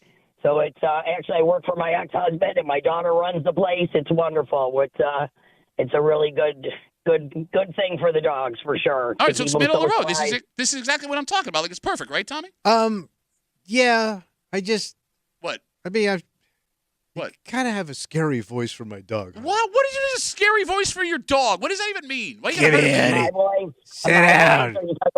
Mine is rough, and they love me. I'll tell you what. Amanda, don't let him Some hurt of you. them I scare a little bit. Oh, you pooches are pissing me off. Don't let him You're hurt a you. bunch of creep crumbs. I want to fight you. I want to fight all of you. Because you're a bunch of, your parents are a bunch of goddamn lushes. Amanda, you're doing God's work. Thank you for the call. I appreciate it. Thank you. Thank you, honey. It's weird. Something just happened. What happened? Well, I don't know. I was listening to the break room today, Yeah, what happened? and I heard a woman go off for being for one of the hosts being rude to a female caller. Yeah. And then a second ago, I just heard a guy do an impression of their voice, and somebody was quiet. I mean, What do you got to say for yourself now, honey? You're lush. I know a lush when I see one. You're a lush. listen, I'm trying to stay loyal to my team. Oh, here. is that what it is? It ain't about right or wrong. It's about loyalty to a team. And is that what we want in America? More tonight at 7. All right, let's take a break. It is Football Friday, the biggest week of the season for your Buffalo This is Bills. It's not it, you idiot. I think it's it. I think you're wrong. I don't. All right, you know what? I'm not going to get angry. I already got Kimmy yelling at me. This is chips in, bro. Every woman in my life is just screaming at me at all times. I don't need this, Tommy. I don't need this, all right? Tommy's got his picks to make. It is a Football Friday, Chiefs week. Tommy tells it like it is. Next, in the break room. Let's get back.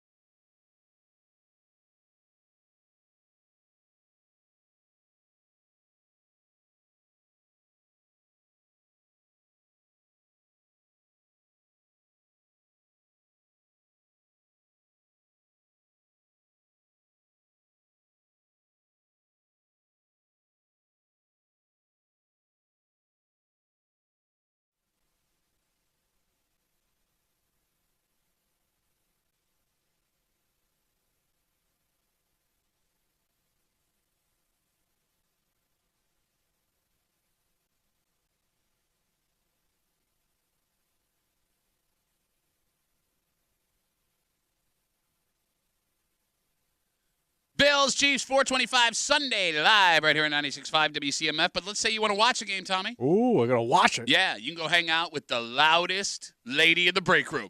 Lady, she's loud today. Oh, Is there another loud lady in the She is break? fired up. Well, she can get loud sometimes, too. Kimmy will be hanging out at the Bill Gray's Tap Room in Chi-Li. So go hang out. She'll be there. What time are you there? Are you there at 4? 4:25. Okay, right so you at are the there start. right at kickoff. All right, Yeah. so hang out with Kimmy. Delicious food, Oh, fantastic drink, and Kimmy Oh, man, the entertainment that comes out of that girl. at the Bill Gray's Tap Room in Chi-Li on Sunday with your friends from CMF. All right, we have argued all morning about what the significance of this game is, and you believe it's huge. Yes. Okay. Let's not waste any time. Okay, let's do it. Because there are some football experts who will tell you what you want to hear, but only one man? I'm a man. Some football experts will tell you what you want to hear. Our football expert tells you what you need to know. It's Tommy Tells It Like It Is in the Break Room on WCMF. Tommy, are we ready? I'm ready, Jack Pie. Over under 1/2 a touchdown for Bills wide receiver Khalil Shakir. The Bills have a serious wide receiver problem. Was he playing? Yeah, oh, this is off. You're off to a great start. Well, everybody's out. Everybody's got the bad Well, wrist all of a sudden. He's the one player that's been good, knock Right. on wood. Well, Right. I mean, he did miss the. Oh, my God, it's a Texas- laundry list of guys with bad wrists. All right. Rookie Keon Coleman is out with a wrist injury. We're still waiting to hear about wide receiver Amari Cooper. He has been practicing this week, but he was practicing last week. He wasn't able to go with a wrist, so we don't know about that. He was asked yesterday if he thinks he can go. He said yes. Tight end Dalton Kincaid has yet to practice this week with a knee. It is the worst situation you could be in with Josh Allen as your quarterback and the Chiefs coming to town because you are kind of neutralizing your most valuable weapon. Right. But there is always a man who is calm, cool, collected, Mr. and ready. Cool? Yeah, that's right. Khalil Shakir is Mr. Cool. He is the most sure-handed receiver in the NFL. That's not an opinion. That's a statistical So he don't fact. drop. He catches everything. Everything. But this year he's had a hard time finding the end zone. In the 10 games the Bills have played, he has 2 touchdown catches, and he hasn't caught a touchdown since week 3 in Jacksonville. That's not good. And just so you know, Yeah.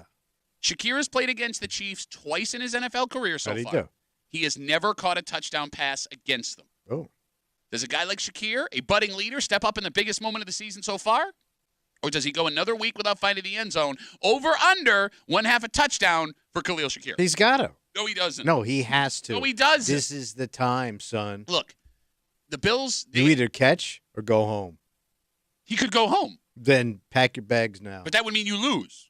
Look, Kimmy, you know this. The Bills have this everybody Was eats. she picking? Everybody, I'm trying to talk to someone who knows She the doesn't difference like you. between Keon You know who doesn't Coleman- like you right now? Your brother and Kimmy. Do you know I'm your only friend in this room? You're right No, not you're my not. friend. You're You not are on his not my side friend. either. Get He's out on of an here. island over only there. Friend. I'm not friends with creep crumb bums. I know a lush when I Talk see to one. your friend because she ain't listening. Kimmy. I had something I was going to say, and I totally Oh, forgot. now it's my fault? Everybody eats. That's what I was Always your going to say. The Bills have found a way to spread the ball around. Ty Johnson has touchdowns this Yeah. year. James Good for one. James Cook has got multiple touchdowns this year. Mac Hollins has 3-4 touchdown catches so far. So there are other guys that can catch They got to the mix ball. it up. No, They have been mixing it But up. why what wouldn't I'm you throw it to the guy with the best hands in the league? because he will be the one. If these other guys can't go, they'll try to shut him down. Over under 1/2 a touchdown for Khalil Shakir. I'm going to take the over because he has to step up. He's got to be a leader. And if you're gonna bet what Tommy is betting, you should take solace in the fact that he absolutely thought Khalil Shakir was Keon Coleman when we started this I discussion. wasn't sure with all these crazy names. Khalil, Coco, this guy over Khalil. there. Khalil. Kyle, Khalil DiCaprio. Kincaid. Kyle's the most boring name of all time. And who's Kyle? Do we even have a Kyle? I think we got a Kyle. There's no Kyle. Kyle We have a Jones. Kyle. I don't think they No, have Kyle Jones. There's, Yeah, there's Hold no on. Kyle Jones. yeah, he's in a practice squad. Check him out. Good kid. So to be clear, as Kimmy looks up our Kyles, you are over 1/2 a touchdown for Khalil Shakir. Guy's got to get it done. Got to feed that dog, son. Tommy's second pick, There we go. over under 40 rushing yards for Bills quarterback Josh Allen. This year so far, he's been pretty much staying behind the line of scrimmage unless they need him to take off. And traditionally, against the Chiefs, they've needed it.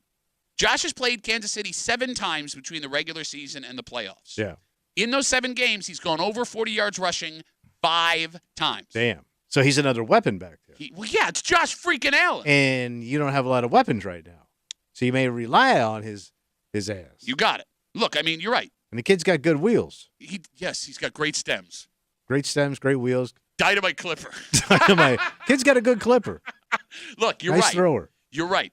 We know that with the wide receiver issue, it could bring his rushing number up. We also know, we found out early in the season from Dan Fates from 13M at Buffalo Plus. What did he say? His family members and friends send him all the hate that people write about him on social media. To fire his ass up. Yes, and it matters to him. We know he doesn't like to lose to Kansas City. He sure as hell doesn't want to lose to Patrick Mahomes, and it kind of feels like if he needs to do it himself, we can watch him flip that switch. He's going to go. Okay.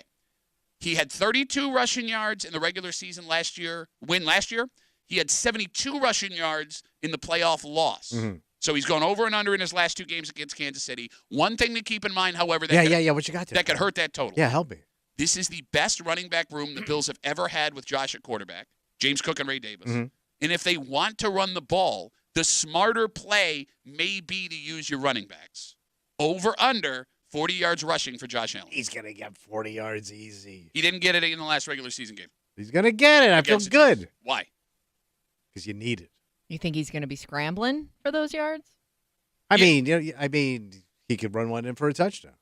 Yeah. Right? That's not the answer to Kimmy's question. Yeah. I mean, I could see him seeing an opening where and he just goes for it. So you're saying it wouldn't be a design run, it would be him just taking off running. Okay. And he loves to do that stuff. And you don't think he wants to do that on national television?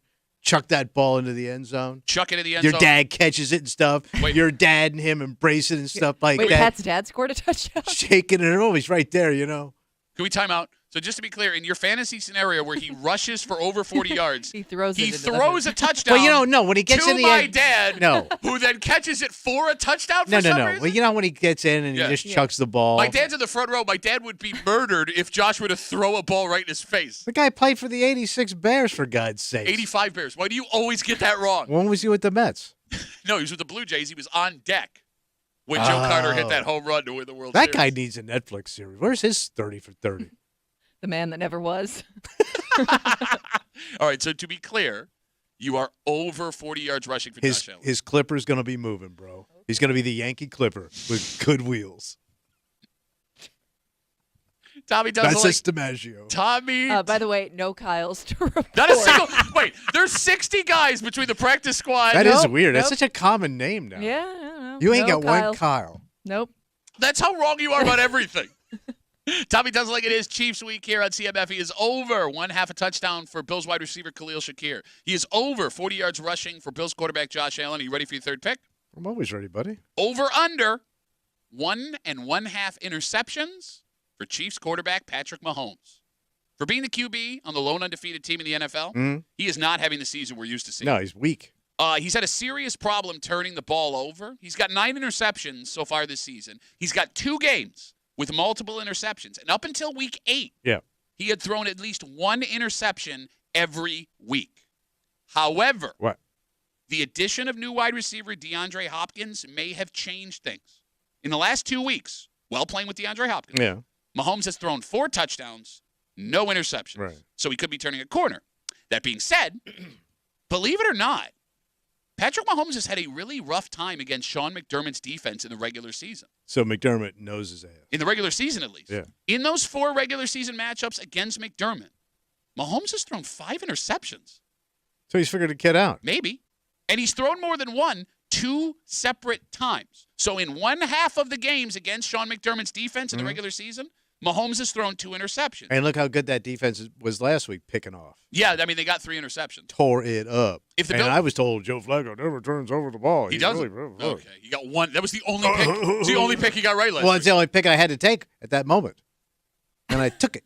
Okay. If the Bills are going to pull this off, down all their offensive weapons, the D is going to need you to got get to turn that ball over. So it's all about turning that ball over. Over, It's all about the plus and minus. Over, under. You got to be on the plus, less minus. Shut up. It's all about balance. Will you shut up? Well, you asked me my opinion. No, I'm trying to ask you a question, You don't even stupid. know what the question is yet. What's the question? Over, under. 1/2 an interception for Patrick Mahomes. Oh, well, no. Damn it. You got me screwing it up because you won't shut up. Over, under. 1 1/2 interceptions for Patrick Mahomes. So he's got to get a deuce. Picked off twice. He would have to throw 2 picks for this to hit on an over. Of course they are, man. Wow. the poll. This, Come on. pretty Didn't you see what that team did last week? Yeah. Against Joe Yeah. Flacco. Oh, I was told Joe Flacco, very protective on the ball. Wild and veteran. Yeah. Okay, so then, Took Cleveland to the playoffs last year. so if that's the case, if Mahomes hasn't been protecting the ball and Flacco went the opposite last week, wouldn't that mean this pick would go the opposite? I'm gonna punch you, you stupid. What are you doing, an ad for ugly Diet face. Coke I'm now? gonna punch you in your stupid, ugly face. I say he gets picked off. I'm going to take the over. So two. Two. No, because you said he gets picked off, and you can try and fight it if he throws one. No, I'd say he's going to get picked off twice. Okay, great.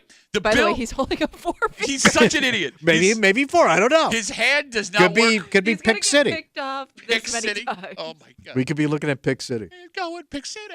The Bills are currently.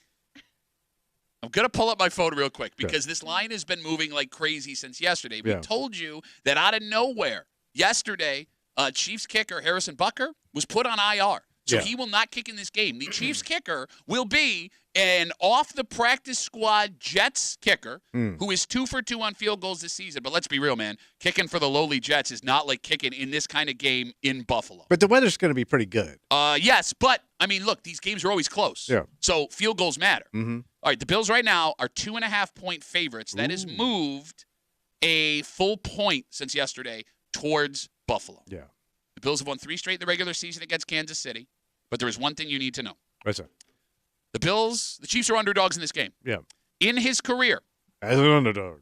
Patrick Mahomes as an underdog. How many times has he been an underdog, though? He is 12-1-1 against the spread as an underdog.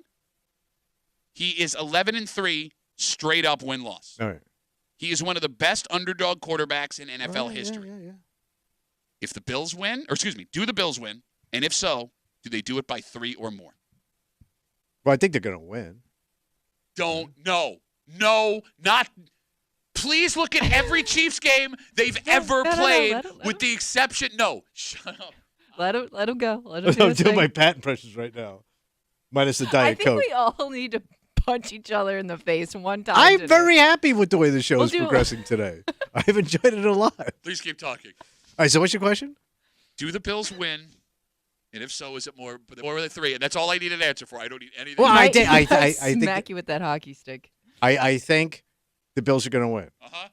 But you're asking me like do they cover the points? Yes. Okay. I think they cover the points. So that's it then? Okay. I think what You you're know, gonna you could just stop. You don't have to keep going. No, I think I would, but beyond that, I don't think we're looking at a blowout. Okay, good. Okay. I think we're looking at a mini blowout. Well, no, this isn't a thing. We're not going to do this. I think they win. What the hell is a mini blowout? They win by a touchdown. They win by 7 That's not a points. blowout. No, that's what I said. It's a mini You blowout. could just say they win and cover. What's then. a mini blowout? They win by a touchdown. A No. mini blowout. Because if you beat the Kansas City by a touchdown, that's like a blowout. Kimmy, if you beat the Kansas City by a touchdown. That's a blowout. Okay. They No, it's manhandle not. them like that. That's a blowout.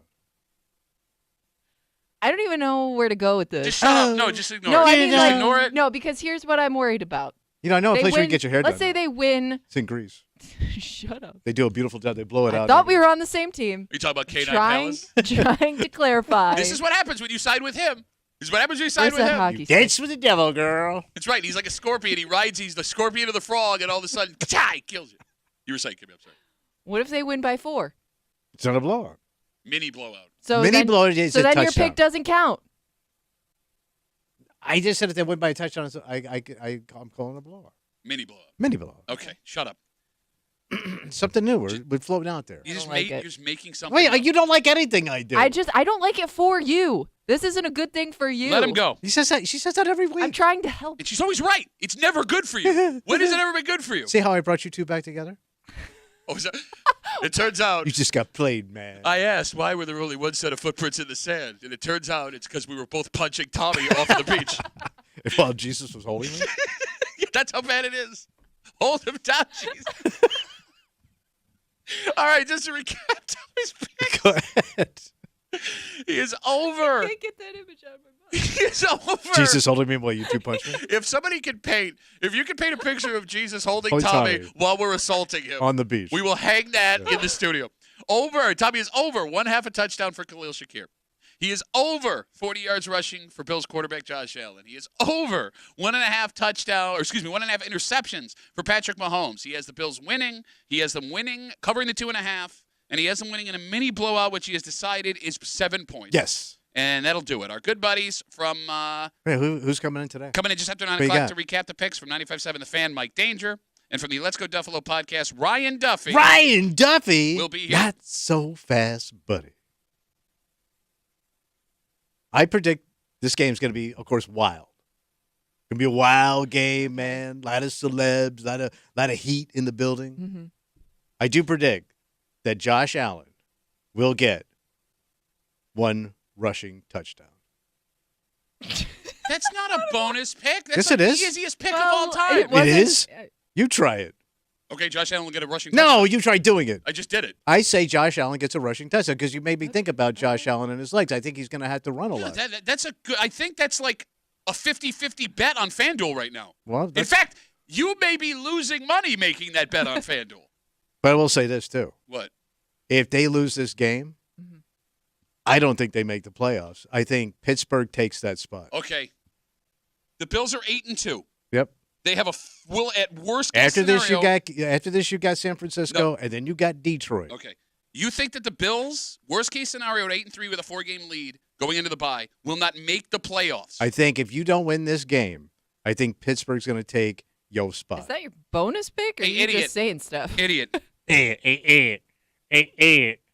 If you win the division, you make the playoffs. You may not make the division. You may not make it. You may have an epic breakdown. Who's gonna surpass them in the division? I don't think everything's a given so far. He doesn't know how this works. He doesn't. He is exposing. They can still catch your ass. Who? Don't anybody. Who? Like who? Well, the Jets could, and so could Miami. Miami just won, Uh-huh. and you struggled against Miami. Mm-hmm. You're saying into a microphone You heard me right here. that if the Bills lose this game, they won't make They the may playoffs. not make. I said, oh no, no. That's what I said. They may. I said no. I said they may not make the playoffs. No, you said they won't. No, I said may You said not. they All right, will we're may gonna have not to- we're gonna make the have to go back. playoffs. We will Make the roll the playoffs tape. Josh Allen because gets in you the. did not know. Josh that Allen. You thought if the Steelers for some reason overtook them in the standings, that meant they fell No. out of the playoffs. Yes, you're No. dumb. You are dumb. Rushing You're so dumb. Why are you so dumb? rushing touchdown by Josh, and they could have an epic collapse if they do not get past. That's not a pay. Okay. Because they could drop the next 2 after that, and then you got trouble. Danger, Ryan. Just after 9. We'll see what Ryan's dressed up as. I need a break. Oh, I need a you break from relax. Shut up. You relax. I don't know how football works. Have a little Diet Coke. I am. Chill I'm out. having lots of Diet Cokes. This is funny. I'm glad we're going into this All right, all right. because we're going to go from Tommy making everyone mad Hmm. to Tommy being furious, feeling like he's being targeted Right. by a discussion from doctors. Because, What are they saying now? well, look, there's a lot of drinking that'll be going on this weekend. Well, yeah, let's Right? celebrate. When we're going into drinking season with all the holidays. And all the anxiety around the Bills and Chiefs game. Yeah. You may think you know what a healthy amount of alcohol If you is. do have a sip, you would die and go to hell. But We'll get into it next in the break room on 96.5 WCMF.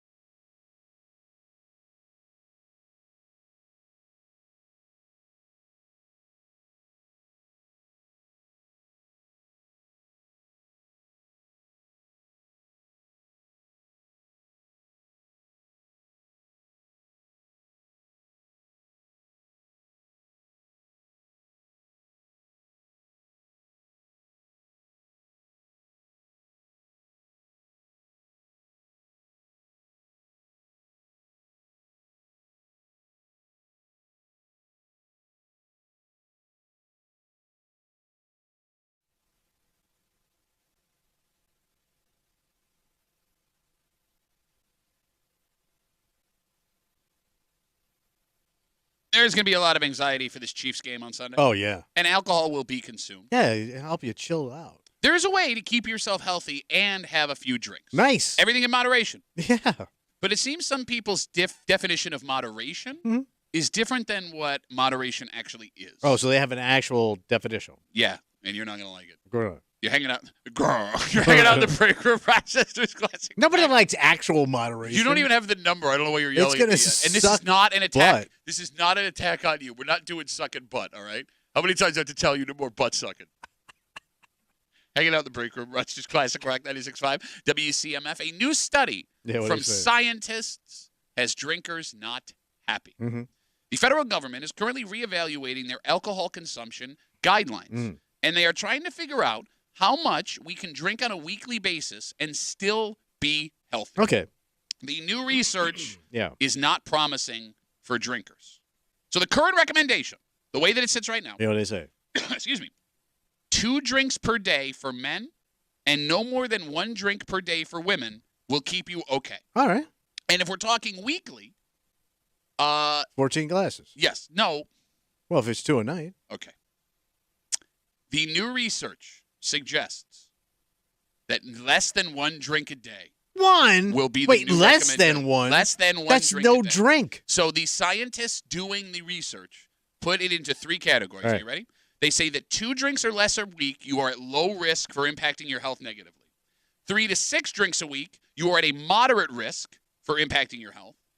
And then they say anything more than 7 drinks a week increasingly highly negatively affects your health. You could die. To quote the study, at 7 standard drinks, Mhm. and I will say standard Yeah, again, standard pour. Regular American pour. the risk becomes much steeper and rises exponentially. You put yourself at risks for about a half a dozen types of cancers, heart, and liver diseases, among other conditions. And it gets worse because I know where you're going to start yelling. And again, this is not an attack Not on you. yelling.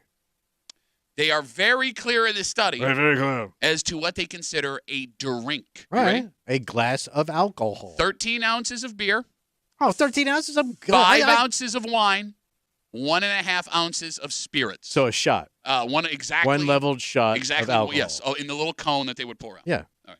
A shot glass. So now with the knowledge your shot. that 2 drinks or less a week, according to the new guidelines, it looks like, will be what guarantees to keep you healthy. Does this change your habits at all? No. I'm not changing. Okay. First of all, heavy drinking runs in my family. That's And my not an excuse. No, but hold on. But my family went long. Did Yeah. they? They all went long. I got an aunt that went to 100. Yeah. I got another one that went Oh, to she was a 87. heavy drinker too? They all were. My mother went to 89, and she also had Pat on top of her. And All then the time. And my father drank damn near a bottle a night. All right. And he went to 87. But he was also pooping his pants. I'd take it. No, you I'm there wouldn't. now. You've said that your father's the last 20 years of your father's life, Your physically jeans and are mentally. way more expensive than your dad's. These ain't your daddy's jeans. Yeah, because your daddy's jeans got poop in them. You said the last 20 years of your dad's life, physically and mentally, was miserable. Yeah. Yeah. And you do blame the want- alcohol. And you also say it was miserable for everybody else too. Like, do you want to do that to the people you love? He has nobody that loves him that'll be around, man. You think his stepkids are going to take care of his drunk pants pooping ass? What's left? What's left in life? All right, look. Like, what do you do? Look, Take a jog? Look. Like, what's the sense of working out? To just keep working out. What's the payoff? I can't have some fun. No, but I was like, if your whole life So you is just saying you just work out just to drink? I just say, why just stay healthy just to stay healthy if there's no benefit of having some enjoyment? Okay, listen, here's the thing. I get it. And not just for you, but for everybody listening that just like freaked out at what I said. Yeah. Drinking is deeply ingrained in most of us. Outside of it They built America, bro. Outside of it seriously affecting our lives or having some kind of health scare, most people are not going to drink to this new potential recommendation. Yeah. But there is one thing that is a little bit strange, and it actually touches on what Kimmy just asked. Let's touch it. What people will give up instead of alcohol. Mm-hmm. And Tommy, you're the perfect example. You were one of the most unhealthy men on the planet. Yeah, it was bad. You were a big old little fat boy. Oh, yeah. He ordered his butter with cream cheese on top. Man, it's so good, though. You got to try it. And you also did nothing physical. You were not active in any way. No. Then you changed your life. Turn another life around. You lost a ton of weight. Yeah. You are very active. You eat a very strict diet, and I it's do. very impressive. You did a great job. But I need something. What do I get? But here's the thing. when you made those changes, it changed everything about your daily life. Yes, it did. And I would argue that what you were able to accomplish is way harder than quitting drinking. You have changed where you go, who you ate with, where you shopped, how you shopped, what you spend your time doing. You had that discipline. Yes. But the mere suggestion that you have a little bit of discipline to cut back what you're drinking is just immediately dismissed. But I whittled it down to just one thing. You need a vice. Everybody needs a vice. You need something. I understand. So if I give that up, what's left? No, look, I get I that got argument. nothing. I get that argument. The Bible? What I don't get What? is how you get angry at scientists simply giving you the information. No, I appreciate the information. No, you don't, because you started screaming like you were being personally attacked. Like, these scientists that read this study were like, oh, Tommy's going to hate this. You listen to the break room? No, me neither. But this guy in Rochester, he's going to hate this.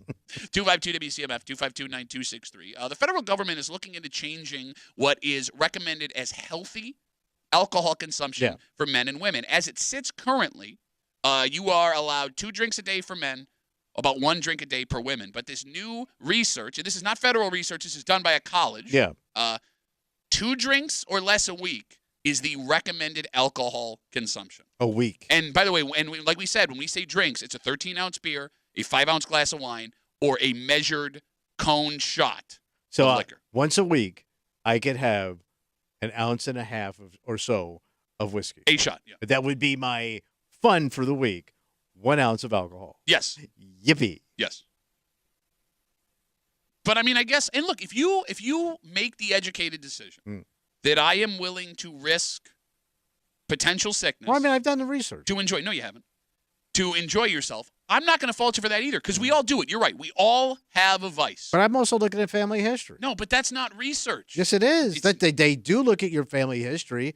People are prone to heart attacks, cancer, breast cancer. All that is runs in the gene pool a little bit. Right? Runs in the gene pool. Yeah. I can tell you did a lot of scientific research based on the way you're repeating it back to me. When the doctor, Mr. Muley, we can tell here that breast cancer runs in the gene pool. Several of doctors gone back, search, research, cancer, go time. But fat people raise fat people, and you got to fight. Look, you and I both were raised by fatties, and we had to fight that fat gene, bro. My mother was not fat. But it... Listen, man, we both had thick mamas at some point. For God's sake! I just said thick mama. I hear they're back in style. Thick Mama, one of my favorite blues artists from the 1940s. Well, Thick Mama, they're back in style. Shut up. You were saying, Kevin. She's got a Golden Corral. She's going to be there a while. Does it make you nervous, though? They had Golden Corral in the 1940s? Oh, yeah, that's where they started. Oh, the Deep South. Can we go ahead? Does it make you nervous, though, that let's say you did have a bunch of family members who all had this bad habit and they went long? Yeah. Wouldn't you worry, though, that you're the one, like the odds are against you? He's due? Yes. I would feel like I gypped, yes. Yeah. Well, but you wouldn't be able to feel that because you'd be dead. That's Yes, what true. I mean. Like, I would be But worried, going down like, for the count, I'd be pissed. all right. these other people got lucky. Am I now the one that it doesn't work out for? Now you got to thinking about it. Well, here's the weird thing, too. Because, like, when I go to my doctor, right? Yeah. Like, they always say quit smoking. Yeah. There ain't no, like, you can smoke a little bit. There's no healthy cigarette, as right. they say. But it is weird where they go, well, you can have some alcohol. And that's the way they've always taught it. Sure. And I had a theory behind that. What's that? Most doctors drink. Not all doctors smoke. So they're kind of like a little bit more leeway based on their own personal vices. Okay, but here's the thing, and I think I learned this when I first met my wife. Yeah. I was shocked. Now, it wasn't like a ton of doctors, but I was very surprised the amount of doctors that like casually had cigarettes. So like when we would go have out. bad habits. Yeah. Like, I mean, I get it. You know the deal. And it's a stressful job. I get it. Like again, you're making a conscious decision, knowing what the but effects you know, on the road but you know the results. Yeah. 252 WCMF 252-9263. We got 2 mics. All right. 2 mics. Yeah, it's not even Saturday night for you. Let's talk to Mike 1. Hey, Mike 1, how are you, brother? Hey, nice to know I'm number one. What do you got? Better number one than the number 2. I actually got to agree with Tommy on this one. There you go, buddy. What do you mean? What are you agreeing with? That you got to have some fun in your life. No, okay. Let the good times roll, baby. Sure. And the reason being, there was a posting on Facebook a while back of a two-sided Start, picture. Mike. One side was Richard Simmons' obituary, Okay. and the other side was Keith Richards. Okay. And the comment was, I think I'm beginning to rethink this healthy lifestyle. Well, look, I mean, I have scientific research here, and then I have that Facebook meme you just said, and you flip me. I'm with you 100%. Then you had the Keith Richards. Yes, there you go. No, Mike, I'm not saying quitting. I'm not saying that. I'm simply sharing this information with you, Yes. and I am surprised that Tommy, as much as he was able to change everything about his life, draws the line here, and I can't figure out why. That's all I'm saying. I don't know. I had that Tommy's life too. I personally quit, but that was years ago, and it was only because to get custody of my children. Okay. But reason. because I had a reason. But I drank them babies away. I drank as much, if not more, than Tommy ever thought of. No, no, and Mike, and I respect that, but And like there we ain't a man been born, and his mama is dead in the ground. Mikey, thanks for the call, buddy. Have a good rest of the day. Yeah, and one of my problems is too. I wouldn't know what to replace that energy with. Sure. Like where I take the booze. What do I replace the booze with? And that's also a scary thing because what if that thing is worse than what you're doing? I don't want to be in AA doing Jesus at the strip mall. You Doesn't don't have to be you don't Jesus, it's really the higher power. You also don't like having hobbies. So yeah. This would be tough for Look, you. I'm not telling you need to drink or quit drinking. I'm not saying that. I get everything you're saying, and I agree with part of what you're saying. You're just giving me the information to decipher for myself. And simply pointing out, like, the drastic change you had in your life and how resistant you are to this. All right, but we have our second Mike who's been waiting patiently. Dos Micos. Yep, 2 mics, 1 show. 252 WCMF. Let's talk to Mike 2. Hey, Mike 2, how are you, buddy? Hey, Duff, it's not even Tuesday. 2 mics for 1. So the fly in the ointment with this is the fact that I think our choice of food consumption is far more damaging than the alcohol that we drink. Yes. No, wait a minute. Hold on. Well, you can make that argument for a lot of other bad habits. Because look at Tommy, right? Tommy changed his eating style, and that drastically changed his overall health. He dumped a bunch of weight, but he never quit drinking.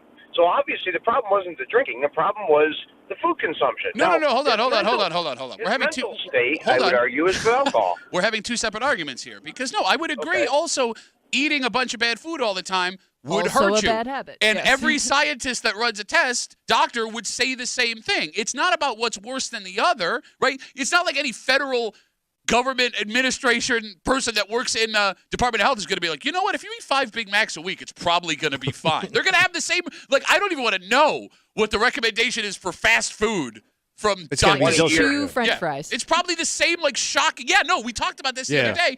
A doctor, Mike, I'm sorry, said the appropriate amount of French fries is 2 French fries. That's what will keep you from getting unhealthy. And get out of my face, nerd. Yes. Yeah, well, but to Tommy's point, I think everything in moderation. But if you're going to give up anything or moderate anything, I think alcohol is probably the least of the things to have to moderate. Probably doing a lot of heavy some lifting. people, maybe. Yeah, Michael. Mike, thanks for the call, buddy. I'm late, buddy. I got to go, but thank you for the call. I appreciate it. Old smart Mike. What? I mean, you can't just say alcohol is the least problematic. That's not a statistic. Kimmy, it's probably a statistic. Okay. All right, let's take a break. All right, buddy. Look, man, you drink too much, you could end up like this guy. What happened? Walking around on the east side in this grocery store, hanging this out. Oh, no. We had one? Another dangler? But that's not the most surprising part of the story. The most Yeah. surprising part is we don't know his name. Oh, wait. We'll get into it next here in the break room on 96.5 WCMF.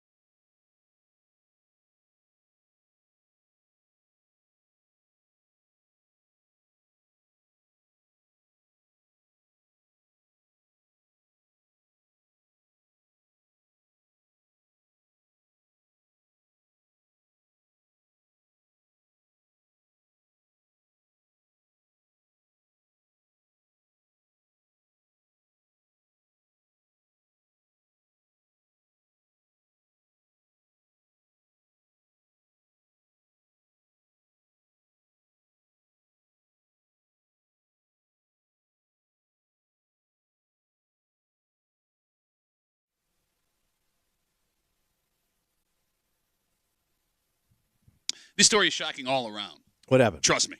But the most surprising part of the story might be how someone could do this in a busy supermarket, if the allegations are true, and get out without having anyone know who he is. So he never got nailed? No. In fact, it seems like he's still at large. Or it's small, depending on how it looked. Gotcha. You're hanging out in the break room, Rochester's Classic Rock 96.5, WCMF. This story comes to us from Penfield, more specifically. Wait, an East Side Dangler? Yep, the Penfield Wegmans.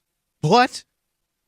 It's a one-line story, Yeah. and I'm going to read it to you just as it's written in the Monroe County Sheriff's Department police blotter. Are you ready? I am ready. At approximately 11:58 a.m., an unknown older man entered the cashier line, unzipped his pants, and exposed his penis to a cashier. So he got in line, then unzipped. Mm-hmm. So there was no mistake. No. And- If the allegations are true, no. And then exposed himself. Dong in line Yeah. at Wegmans. No word on if he asked it to weigh it for him. Okay. There are a few things in this story we can take away, even with the little information we have. Yeah. The most shocking part may not be that the man took his penis out at Wegmans, although that is shocking. Yeah. The most shocking part, if the allegations are true, What are you thinking? he got away. So then he just strode out? I guess it says unknown man in the police officer, and they don't even have a suspect. And we see stories all the time. They'd have a camera on that guy. You'd think. They do. We see folks all the time who get busted before they leave the store of grocery stores for like not scanning something at the self-checkout. Oh, yeah. But this dude hangs brain and is able to walk out of the store? And you said older, right? It said older man, according in the story. So he shuffled out. And was the cashier in such shock Yeah. that she didn't know what to do? Why are you So saying she? Why are you saying she? We don't know. Yeah. Well, the majority of the cashiers are female. That's not true. At that time of the day, yes. There's very few adult male cashiers, at least Maybe where I your shop. Wegmans. Well, yeah, you got to bring out the sugar for all the boys in Pittsford. Hey, baby, why don't you shake it for me while you're scanning my avocados? And she may have been a little. I'm saying like, the delay gave him enough time to get it to his Crown Vic and get the hell out of it. No, I think the shock is a legitimate argument here why he would have got Because you away. wouldn't think that would happen on the East Side. Sorry, I missed the first part. Was it fully out? Was his fly down? It says unzipped, took it out at the cashier. Oh, so he took it. It wasn't just like a. Well, it could have flopped, or did he say he literally pulled it out? It just says unzipped and exposed his genitals. Okay. I can't give you. So it could be in or out. I can't give you a flop ratio. Yeah. It could be standing in the door, or it could be out. So there are different levels of concern from different people when they see male genitals. Right. Kimmy, I would assume you'd be way more alarmed than Tommy would if you saw a dude take out his dong in a Wegmans. I would like to think I would be more concerned, but then again, like Tommy sometimes is shocked by stuff that he thinks can't happen in his town. You know what I mean? Try that in a small town. Like he wouldn't be shocked if it happened outside of Pittsford. No, but here's the thing. If Tommy had $1 for every dong he's seen in person, he would have Weeze's career earnings. It's a lot of dong, bruh. I think whether or not you're upset by it is one thing, but to be shocked, I think everybody would still be shocked. Okay, there's an easy way to figure this out. All right. 252 WCMF. When we talk about this story coming out of the Penfield Wegmans where police say a older man, walked into the checkout line, unzipped his fly, took out his penis, and then left. He's still at large. Mm-hmm. Tommy, let's say you're walking around the Pittsford Wegmans. Yeah. You come around the corner of the soup aisle, and there's a man standing there waiting for anybody to walk on by, and he is zipped down. He's got it out. And he's fully exposed. All right. Then he zips it up, and he goes about the rest of his shopping. Are you telling anybody? No. There's your answer, Kimmy. Because I don't want to get involved. Kimmy, would you tell someone if you saw that?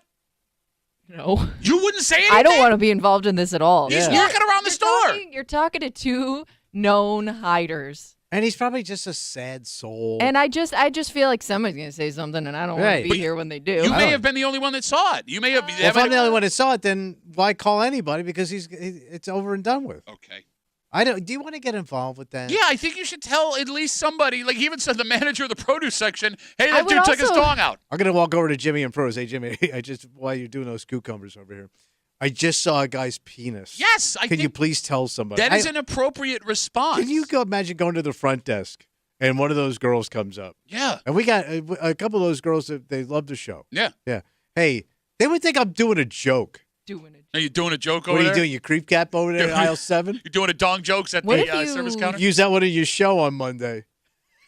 You'd also have to look long enough to really make sure you saw it. You know what a penis because looks like. There No, may she be doesn't. Like I've been, Yeah, that's another thing. I would have to like break down his crank. Yeah, I would also. No, you wouldn't. What if he's got Peronis? Well, I don't care where he eats Italian food. What we're talking about here is his penis exposed at Wegmans. Yeah, they may say, if you say that, you got to describe it. No, bro. you don't have to. Why would you have They to? did it to Michael Jackson. Yeah, that was a different story. You're not going to sit down with a sketch artist so he can get a picture of the man's penis. That costs extra. I cannot believe. I mean, I understand you're an idiot. Kimmy, I'm shocked. I'm turning around and I'm going in the opposite direction. All right, let me ask. Again, like somebody's going to say something. Yeah. Or he just goes about his day. and No. He got his little jollies off and let him go. What, is he British? I don't know.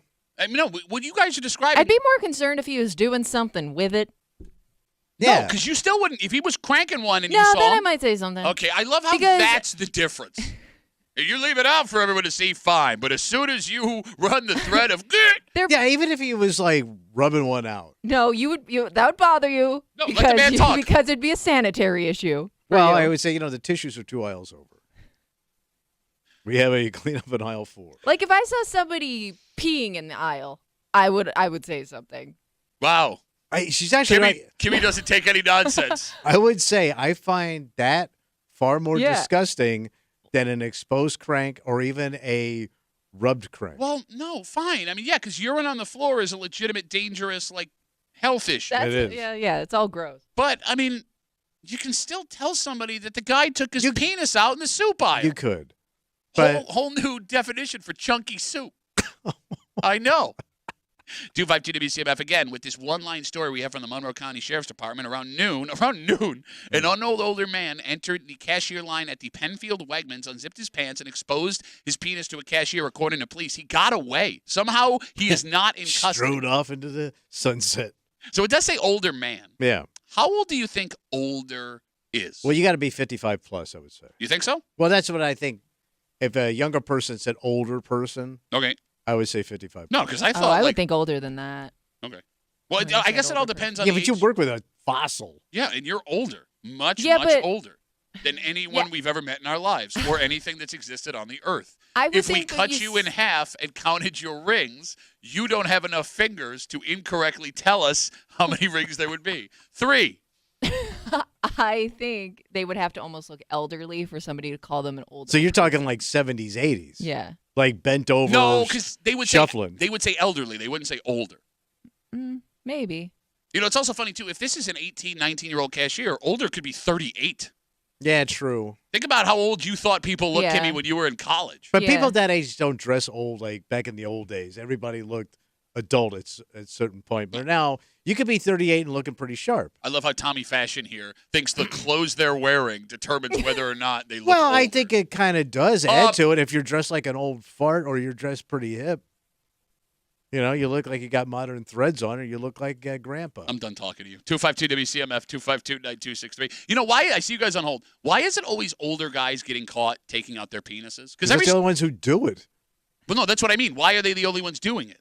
Because they're bored, they're lonely.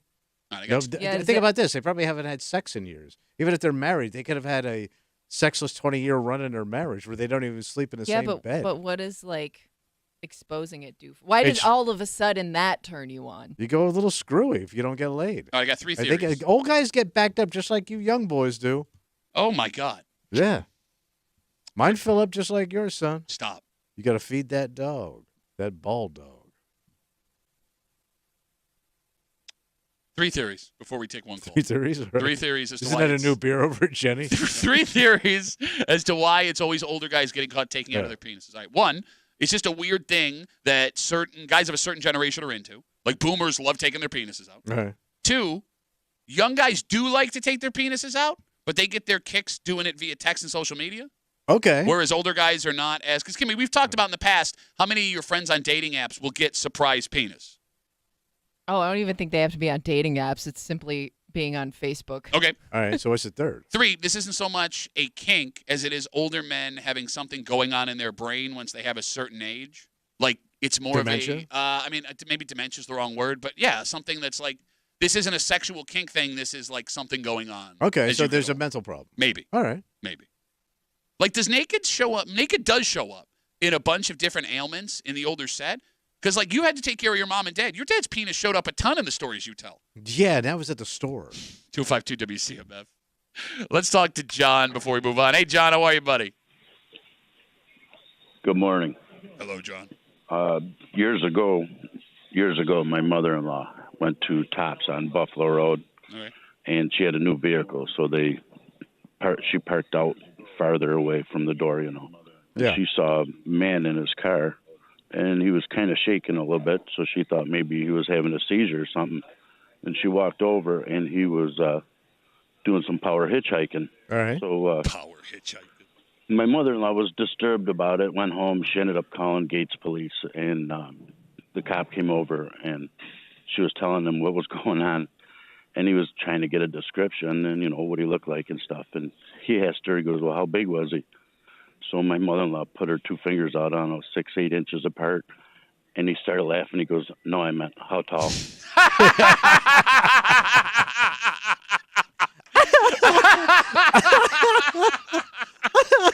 John, thanks for the call, buddy. Have a good rest Didn't of think the we were day. going there, man. Hey, man.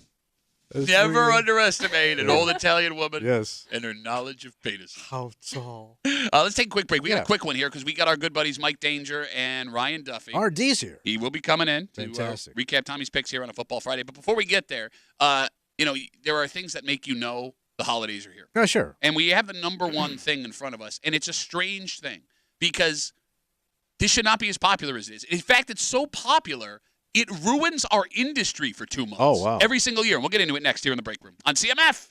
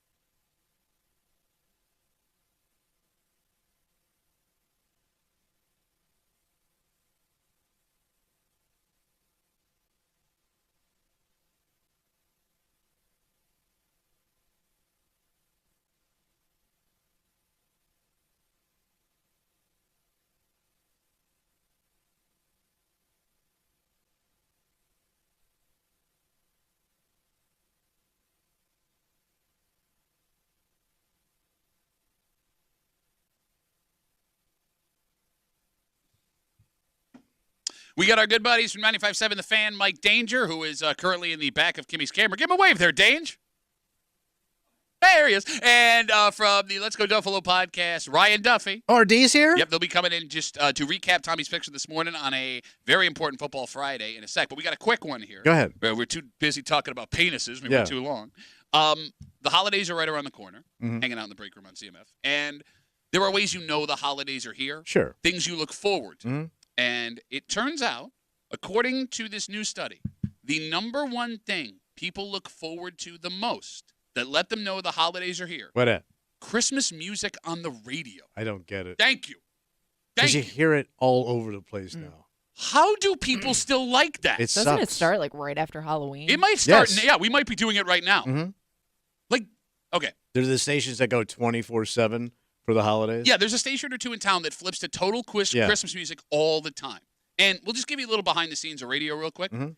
When those stations do that, it throws everything into chaos because these stations, with all due respect, they're not typically the most popular. Yeah. All of a sudden, they skyrocket up the ratings, and it's become such a problem that nationally they changed the way they measure ratings because it was so unfair. To just cut Santa out. And it still didn't help. It's still like they're still dominating. And I mean, it says here that people love it.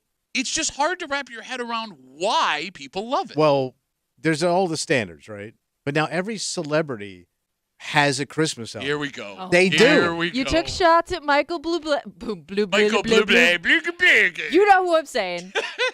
You took shots at him yesterday for some reason. Is this like building up? No, like, but I'm saying like are every you ready to go off on Christmas albums? every country artist has a Christmas album out. Every that country goes hand album in is a hand. Christmas album. Pretty much. I mean, pop, rock, they all have it. So now it's like you modernize Christmas carols. Wait, you're worried about the integrity of the music? Yes. When I was your age, Christmas Bro, songs we were had- We Christmas sang Jingle Bells, and that was it. When I came out, my mama, man, there was like 7 songs. When I Came Out My Mama is one of my favorite country Christmas songs. Coming out your mama for the holidays. No, but you know what I mean. I think it adds to it. Because you would get sick. If there was just 7 tunes, yeah, you would be sick of it. But there's such a variety of this crap now. Wait, so are you making an argument for or against it? I'm against it, but I get it. I'm against it, but I get it. No, but here's the thing. You're What? even wrong in your assumption there, and I agree with you. Yes, everybody. There's a lot of Christmas albums. There's more a Christmas ton. music. But these stations that play Christmas carols only play like the 10 same 10 Christmas Oh, songs. I thought they were playing like all this. No, I mean the ones you will rarely hear a new Christmas song when you turn on one of these radio Yeah, they stations. got them. But they're not playing them. Every few years, there's like one that sticks. I feel like. Look, I mean, you know, I don't know if it's like in a movie or what sets it off, but every now and then you'll get one some that's of 'em are added to like sad the as regular crap. rotation. Well, some of it is. well, yeah. you talk about Christmas shoes. I want to buy these shoes Yes. because my mama's She's in a casket. No, well, she's not in a casket yet. She will be. Well, yeah, that she needs some shoes for some reason. It's a child, you and monster. the other one is that Jesus Take the Wheel. That's not a No, Christmas that's song. Yes, it is. It is not a Christmas Christmas It's based song. on her going home for Christmas, and she wipes out. And Jesus took the wheel. I don't know. I didn't hear the end of the song. Yeah, that's a Christmas okay, fine. tune. I'll give it to you. I don't know the song. It's the stupidest song. I didn't think it was a Christmas song. She's going home for a holiday. Right, I don't know. No, it also, as we talk about, Christmas music on the radio is the number one thing people look forward to at the start of the holidays. That Christmas shoes song, and everyone's familiar with it, right? Yeah. Where the kid's in line, and he doesn't have enough money to buy these shoes, and he's alone, and the guy behind him finds out that his mother is going to die that night. Yeah. And he wants her to have nice shoes To go to heaven. to meet Jesus when she goes to heven. Dad didn't say, like, hey, your mom's dying. Maybe you should hang out here for a while. Maybe Daddy ain't in the picture. Well, I'm just saying, not to pick here. I don't want to dig too deep. Right, but as a parent, Yeah. let's say, God forbid, I'm in that situation with my young children. My goal would be to keep you in the home to spend as much time with mama because, again, Yeah. where do the shoes go? I know. Right? Yeah, I know. And it's not like you can return them. No. If you bring them back. That It's is like- your dead feet have been. Do you have a favorite Christmas song? What? Do you have a favorite Christmas song? No. I Not hate one? them. You I don't hate have them. one that you're fond of? No, man, they're boring. What about Springsteen? Santa Claus is coming to town. that's a good one. That's All a really right. good one. Yeah. Again. All right. Kimmy, how about you? Ooh, Last Christmas. How's that one go? Last Christmas. Oh, Wham. Yeah. This Christmas is a good one, too, the soul version. Who sings that one? It's not Stevie. And this Christmas Oh, that's a good one, too. will be I do have a one. very special Christmas. Oh, no, I know which one you like, you monster. What is it again? Backdoor Santa. It's a legitimate blues tune. Coming down your chimney. Only once a year, baby. No, I mean, like, here's the thing, too.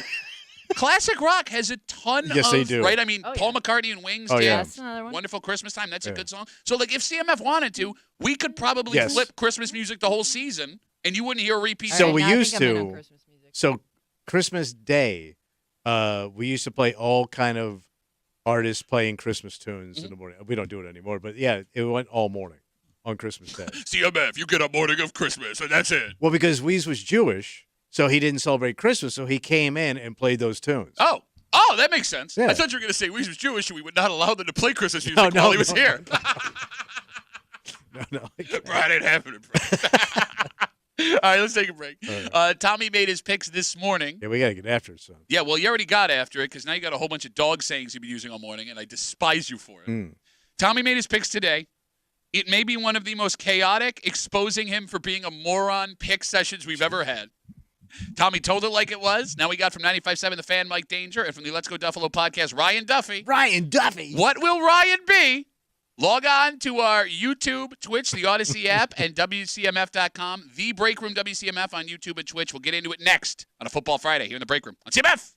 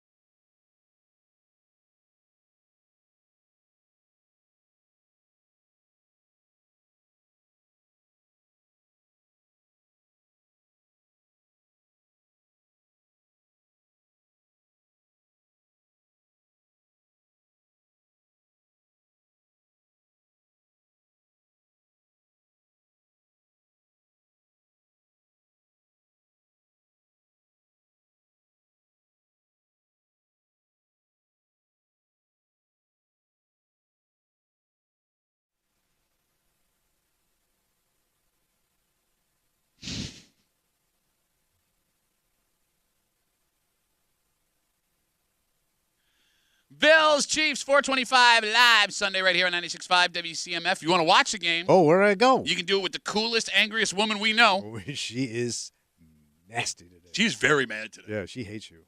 Hates me. Hates you.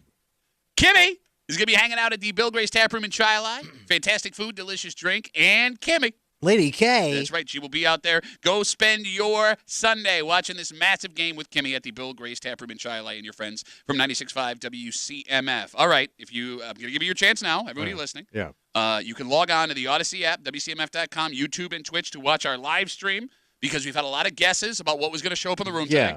We will get to that in a second. Our live stream, the Break Room WCMF on YouTube and Twitch, brought to you by Three Heads Brewing. They are celebrating the House of Guitar's 60th anniversary by releasing the Blue Nose Guitar Man Blueberry Belgian Waffle Cream Ale. Stop by this Friday. That's today. Try the new Blue Nose Guitar Man Blueberry Belgian Waffle Cream Ale and help Three Heads Brewing celebrate the House of Guitar's 60th anniversary. Joining us as they do every game day, from 95.7 The Fan, the sports bar, 3 to 6 every weekday, Mike Danger. Morning, guys. Hey, buddy. And from the Let's Go Duffalo podcast. So the guesses today, with the Bills playing Kansas City, Ryan was going to come in as Andy Reid. Yeah. That was a guess. Chalk. Yeah. Ryan was going to come in dressed as Taylor Swift. That was a guess. One man this morning wrote us on Facebook thinking he would come in as a steak, a giant steak. Big old Kansas City strip.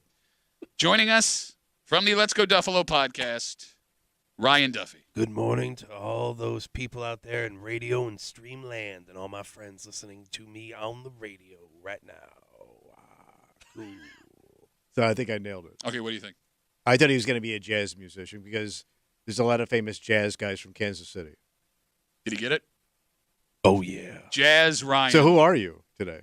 I'm me, baby. I'm nothing but me. Jazzy or bluesy? See, I thought blues, but Ryan insisted. Well, there's a very close cousins. Yeah. Close cousins. But there are famous jazz musicians. For example? Charlie Parker. Is from, whoa, how could I forget about Charlie Parker? Well, you asked me. No, the other day, Kimmy and I were just talking about, hey, have you heard the latest Charlie Parker album that came out 50 effing years ago? I thought he the was 50s. the famous blues guitarist Fats. Yeah, man, you made a mistake with the fat guy nicknames with jazz. That's not cool. Okay. Not cool. Danger? Yeah. There's been an argument all morning, and it started with the Bills fans splitting into two. There are Bills fan base splitting into two. There are Bills fans that believe this game, if you do not win it, there is no point in playing the rest of the season because it would eliminate your chance at a first-round bye, home field advantage, and you need that to go on a run to the Super Bowl. This game means everything. There are Bills fans that have now decided that worst-case scenario, you're 8-3, 4-game lead in the AFC East, that you've had home playoff games against Kansas City in the past that did not help you, so that's not a bonus nor a negative. This game does not matter. Where do you stand? I think it matters. I absolutely think it matters. You want that one seed. I mean, that's the uncharted territory for this Bills team, right? I mean, Sean McDermott era, they've made the postseason. They've won the division. They've hosted Kansas City at home. They haven't had the one seed. They haven't had that first-round bye. They haven't had that opportunity to rest their guys a week before going on a run and having home field throughout. So I think it does matter, and if you want a shot at that, you got to win this game. He's calling Big Dog. No, right you never said big dog. Well, he's kind of calling it. What is with you and the big dog today? I don't know. Okay. We were talking dogs earlier. Okay, so this is a make or break for the season game, in your opinion? I mean, if you want the one seed, yes. They're going to be a playoff team. Well, I know we're going to talk about that more later, but they're going to be a playoff team. And if you want to experience the playoffs this year as a squad like you've never experienced before, you need this game. Got to step up. All right, but as I turn to Jazz Ryan, Kansas City Jazz Ryan, I mean, even if the Bills get this game on Sunday, you're within striking distance of that top seed. You're a game behind with a tiebreaker. But you have San Francisco on the schedule after the bye. You have the Lions on the schedule after the bye. You have 3 divisional games. Although those teams are not playing well, those divisional games are always tough. Even with this win against Kansas City, if you pull it off, do you have a legitimate shot at the 1 seed? Oh, they got a legitimate shot at the 1 seed, my friend. That's going to be cool when they're rolling in, being that number 1 seed and taking that nice week off, relaxing to some nice cool music and resting up their swollen joints and such. It's going to be smoother than Coltrane. Are you doing jazz or a read of an erotic novel? Take your pick, my friend. By the way, I love that he tries to dress like an idiot as a jazz man, and he dressed like Tommy. You just look like, I'm going to dress the stupidest way I can to look like jazz. Oh, it's Tommy's outfit. You're looking good today, friend. Thank you, Kenny G. You're fat. Dynamite. All right. Tommy made his picks this morning. Let's recap them with the boys. Our first pick from Tommy. You're on CMF? Our first over/under 1/2 a touchdown for Khalil Shakir. I'm going to take the over because he has to step up. He's got to be a leader. And if you're going to bet what Tommy is betting, you should take solace in the fact that he absolutely thought Khalil Shakir was Keon Coleman when we started this I discussion. wasn't sure with all these crazy names. Khalil, Coco, this guy over Khalil. there. Kyle. Khalil DiCaprio. Kincaid. Kyle's the most boring name of all time. And who's Kyle? Do we even have a Kyle? I think we got a Kyle. There's no Kyle. Kyle Jones. I don't think they have Kyle Jones. There's no Kyle Jones. Yeah, he's in a practice squad. Check him out. Good kid. So to be clear, as Kimmy looks up our Kyles, you are over 1/2 a touchdown for Khalil Shakir. Guys got to get it done. Got to feed that dog, son. All right, so just to recap that, Kimmy looked on the roster of 60-some-odd men on the Bills roster. This is almost impossible. Between the practice squad and the roster, there is not a single Kyle. No, but Khalil's twin brother, Kyle. Kyle Shakir. Kyle Shakir, yeah. Can't forget about him. He didn't make the team, but he's out there. Okay, I do want to correct myself. I said this morning that in 2 career games against the Chiefs, Khalil Shakir did not catch a touchdown pass. Those were in regular season games. He did catch a touchdown pass in the playoff against the Chiefs last year. Oh, so he has a hot hand. All right, so that being said, danger. Amari Cooper up in the air, question mark. Keon Coleman will not play. Dalton Kincaid has not practiced this week, also a question mark. Over under 1/2 a touchdown for Khalil Shakir. I like that he scored in the postseason last year. I think that's great. But I think with the injuries, with the limited options, I think it's going to be real easy for them to key in on Khalil Shakir. Oh! He's a let fish. And keep him out of the end zone. So I'm going to go under on this one, Tommy. I'm sorry. What angle do you think he would have taken from where I said, where he was going to score a touchdown? I don't want to speak for the man. You know? I think it'll be really hard to let the man speak, not score a touchdown. But there's a possibility he could get in. Of course. Yes. Yeah, there's a possibility that Tyrell Shavers could get in. You don't even know who that is. No. Who is he endorses Edge shaving gel. No, he's a receiver for the Bills. He just called up for the practice squad. We turn to Kansas City Jazz Ryan. Khalil Shakir is the most sure-handed wide receiver in the league. But he only has 2 touchdowns and has not caught a touchdown since week 3. Over under 1/2 a touchdown catch for Khalil Shakir. You got to play the odds, in my opinion. And I think that the odds are in Khalil's favor this week. I think he's going to be catching so much in that backfield that he's going to have those. He's going to have those defensive backs all Dizzy Gillespie, baby.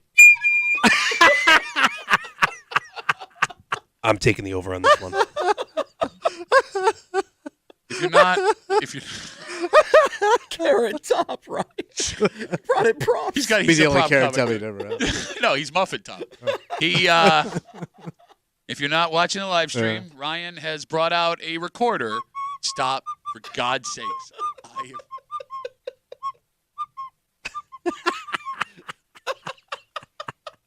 Cool. Is a recorder even a jazz instrument? Well, it's like a flute. No, it's not. A flute is a jazz instrument. Any instrument could be a jazz Oh, he instrument. did the riff and he goes, cool. Cool. Okay. So you are over on the Khalil Shakir touchdown. Is that a yes? Oh, yeah. That's a jazz yes. All right, great. So the boys are split. Let's get this over with as fast as possible. Right. And our second pick this morning here from Tommy on CMF. Over under 40 yards rushing for Josh Allen. He's going to get 40 yards easy. He didn't get it in the last regular season game. He's going to get it. I feel Against the good. Chiefs. Why? Because you need it. You think he's going to be scrambling for those yards? I mean, he could run one in for a touchdown. Yeah. Right? That's not the answer to Sure, Kimmy's but that's- question. yeah. I mean, I could see him seeing an opening and he just goes for it. So you're saying it wouldn't be a design run. It would be him just taking off Yeah. running. Okay. He loves to do that stuff.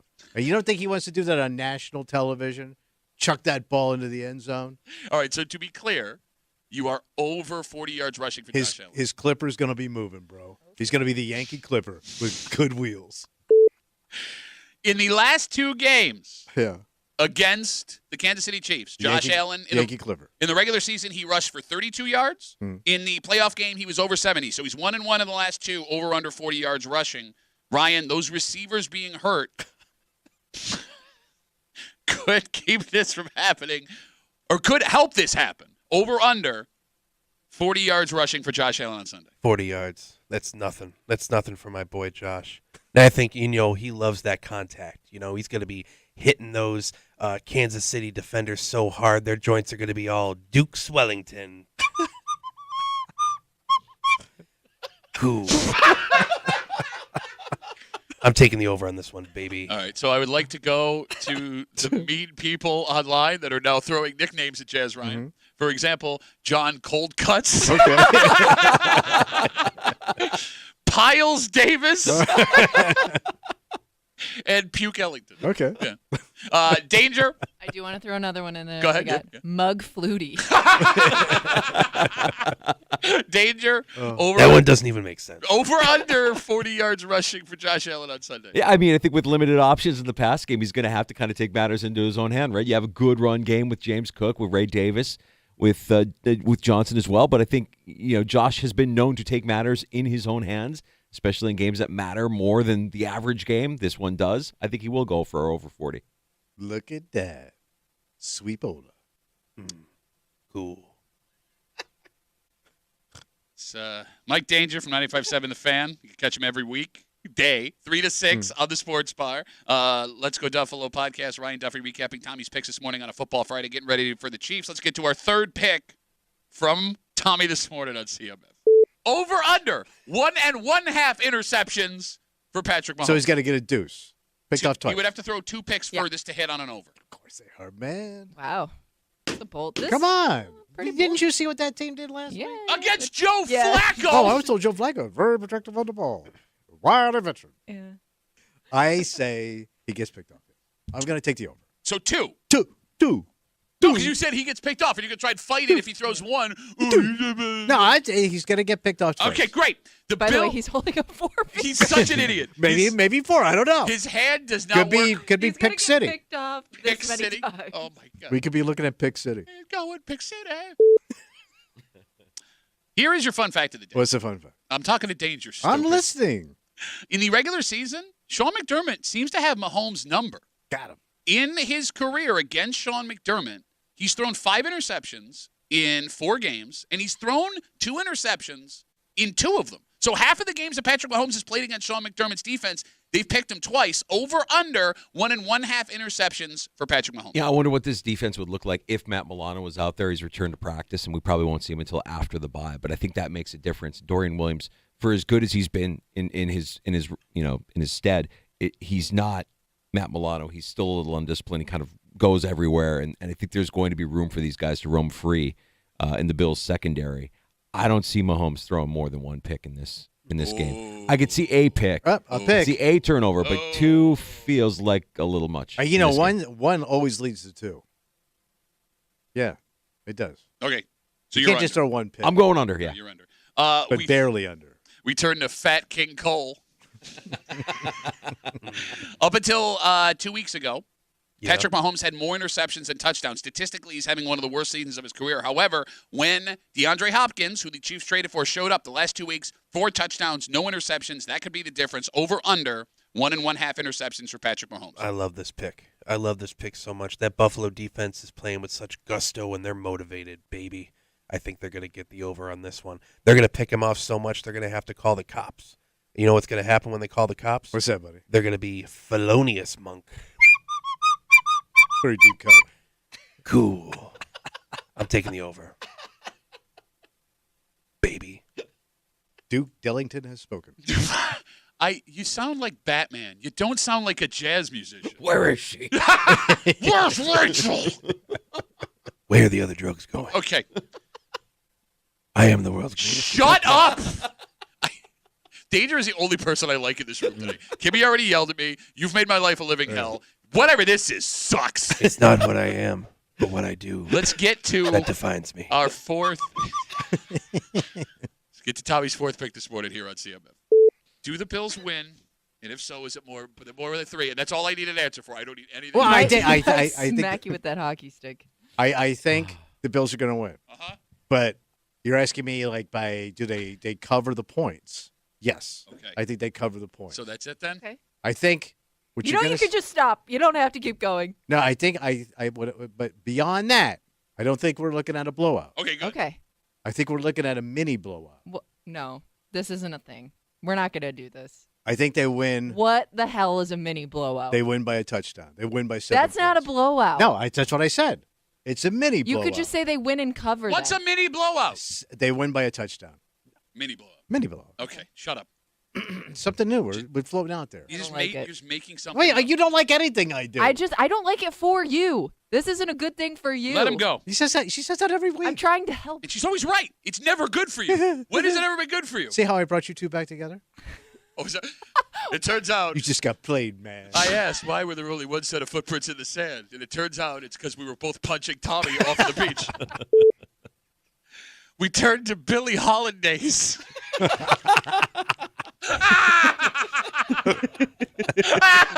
That one's good. Ryan, Yeah. this line has been all over the place all week long. Yesterday, with the news that Harrison Butker, the kicker for the Chiefs, is out for 4 weeks, will not play in this game. They have a practice squad kicker. Keep in mind no. how close these games have been. It moved a full point towards the Bills. Do the Bills win? And if so, is it by 3 points or more? Oh man. Oh, I'm just torn. I don't know which way to go. But I'm gonna have to go with my friend over here. Smooth, cool looking Mr. Man over here. They're gonna win. Buffalo Bills are gonna win. They're gonna put up so much they're gonna be called Scornet Coleman. Famous saxophone, post pop and avant garde jazz innovator. Do you have Wikipedia up on your phone right now? Doesn't matter. Do you? Okay. Buffalo mini blowout. Shut up. You have the Bills winning by more than by a touchdown? No, I'm gonna go with whatever he said. Mini blowout. All right, danger. Mini blowout, 1-score win. 1-score win. A bleu. That's a multiple score win. Yeah, Look, no, I don't even know what he's trying to do. I'm just saying it quiet. Shut up. Quiet and slow. Bleu. Danger. These games are always super close. The Yeah. injuries for the Bills, it makes it matter more. I mean, look, it sucks because, like, the one way you hamstring Josh Allen, the monster that he is to take away the players that aren't going to be there. Do the Bills win? Do they do it by 3 or more? Man, I would love to tell you that the Bills are going to win this game. There's so much going on in this game. The 1 seed we talked about, like, personally for Josh Allen, you win this game and you end up with the 1 seed, you're the MVP. I don't care what Lamar Jackson does, right? You beat Kansas City. Yeah. You get the 1 seed. I just don't think they have enough offensively to be able to beat Kansas City. In Kansas City, the way they're winning games, they're not winning them pretty. They're winning them ugly. They're blocking field goals at the end of games. Now, come on. You can't tell me that's a skill. That they absolutely knew what they were doing with that block kick. Put that finger away. Don't they always try to block the kick? Exactly. That was not. Thank you. No, they had a guy on that offensive on the line for the Broncos that was horrible. They knew they'd blow that guy up. We're going to block the kick. They did. They executed But you it. can't live like that every week. No, you can't. You can't win games like that every week. But they did win last week. And they all the still other are. games, we won 5 other games like that this season, and this one they're going to do it again, so it means they're going to do it every week? It's going to be close. Okay. 2017, Kansas City. Ooh. Fool. Now you're doing like evil guy from 80s movies. Shut. Not cool. All right, let's get to Tommy's bonus pick and get this over with next year on CRM. Not so fast, buddy. I predict this game's going to be, of course, wild. Going to be a wild game, man. A lot of celebs, a lot of heat in the building. Mm-hmm. I do predict that Josh Allen will get 1 rushing touchdown. That's not a bonus pick. That's Yes, like it is. the easiest pick of all time. It is? You try it. Okay, Josh Allen will get a rushing No, touchdown. you try doing it. I just did it. But I will say this, too. What? If they lose this game, I don't think they make the playoffs. I think Pittsburgh takes that spot. Okay. The Bills are 8-2. Yep. You think that the Bills, worst case scenario at 8-3 with a 4-game lead going into the bye, will not make the playoffs? I think if you don't win this game, I think Pittsburgh's going to take your spot. Okay, so just to give a little backstory, in that sentence, it became very apparent that Tommy does not know how the playoff system works in the NFL. Because then we had to talk about the division, and then he realized he was panicked deer in headlights and goes, yeah, I think that the Jets or the Dolphins could catch them. Don't turn your back on those two teams. Okay. We turn to Chewy Armstrong. Ryan, does Josh Allen get a rushing touchdown And if the Bills lose this game, do they miss the playoffs? That is one pick.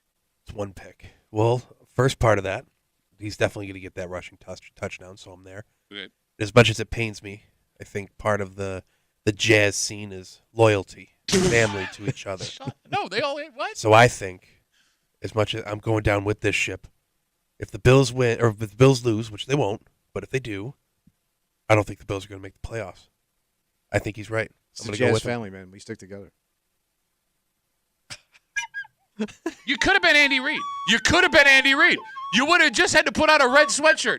I don't think Andy Pick could your pull heels up and put your hands up and throw your hands up and come on now. Is that the Jazz recorder version of the Bill Shout song? He's going to have a stroke. Did you practice that? No. Did you learn how to play that? I tried to, but I couldn't figure it out. Okay. Dane. Hey. Cool. Oh, God. Danger.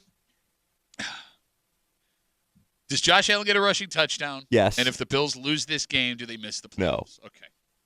Did you explain to him how hard that? I'm knocking on wood, by the way. Hey, look, the Dolphins winning, the Jets are a mess. The Dolphins could win a few more games. The Jets could win a few more games. They're not catching Buffalo. They're not winning the division. Don't listen to them. Don't listen to them. You And know by the why? way, what? Because you're cool and I'm cool. The Jazz community has spoken. No, but I am cool. here's the thing, I stupid. am right. Let's say the Dolphins do manage to catch him in the division, which I don't think will happen. The wild card is still in play. The AFC is so bad right now, the Bills would back into a wild Lot card. of games left. Son. They would need 2 more wins to guarantee a wild card berth in the AFC. Is that a fair statement? I want to say that percentage of them making the postseason as of this week was over 95%. It's 99. Okay, It is 99%. Yeah. Hey, 9 pies. We look at these polls all the time, and look what happens, man. Huh? What are you talking about? Polls over here, the experts say over there. This couldn't happen. They're all Look over what the happens. place. They're all The over fat place. kid gets up and dunks on your ass. Okay. Danger? Yeah.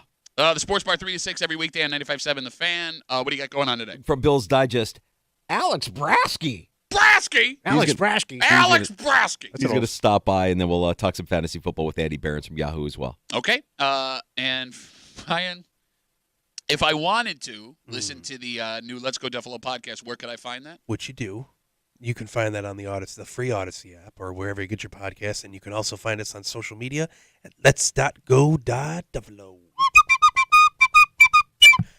Cool.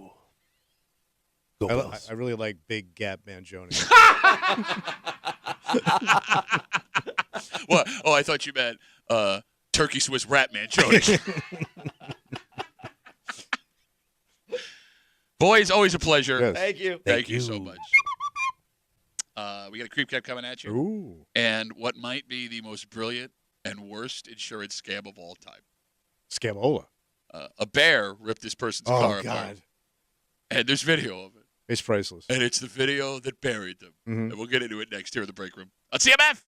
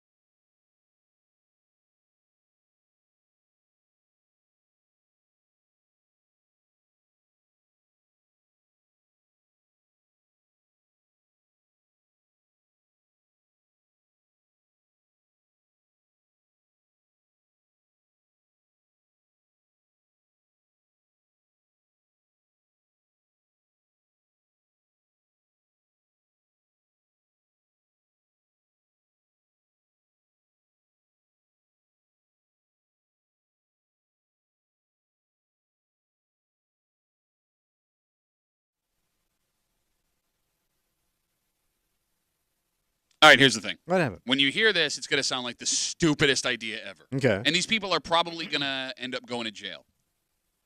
But it's not the worst scam you've ever heard. Oh, really? And they worked really hard to get it done. But it's Scamola. Oh, big time. You hanging out in the break room, Rochester's Classic Rock 96.5. WCMF, we'll get to that in just a second, but it is Friday. Yeah, buddy. All the disgusting things Tommy said all week long. It's the Creep Cap on CMF. Oh, you feel that? That's the creep running down your spine. It's the Creep Cap on WCMF. Isn't a brownout normal for you on a Saturday night? I've had a few brownouts, yeah, man. They're not fun. You know, they hurt. No, I'm walking around, bumping into things. I guess For some reason, my rectum's sore. For God's sakes, man. That's what I said when I sat down. What can we even say? It's like a cherry lifesaver. But it's brown. It's not that part. Would you eat a brown lifesaver? Not again. Yeah, so my favorite band would be Bumpin' Uglies, and I've dragged. Oh, Tommy knows them. Yeah, I was with Pat's yeah? mom last night. No, I was doing the joke. We were doing reggae. Oh, no. I was doing it. That was my joke. It's called Uncle Doc Tommy's Old Timey Ball Check. Uncle Doc Tommy. Sauce. Well, I got some sauce for you if you're checking my balls. I've seen dudes with torn biceps afterwards. I'm sure you have. Do they deflate? It's not so much a deflate. Pat didn't. Yeah, I don't know. I mean, there's only so many things you can do with your hands, right? Your one mom's in the room.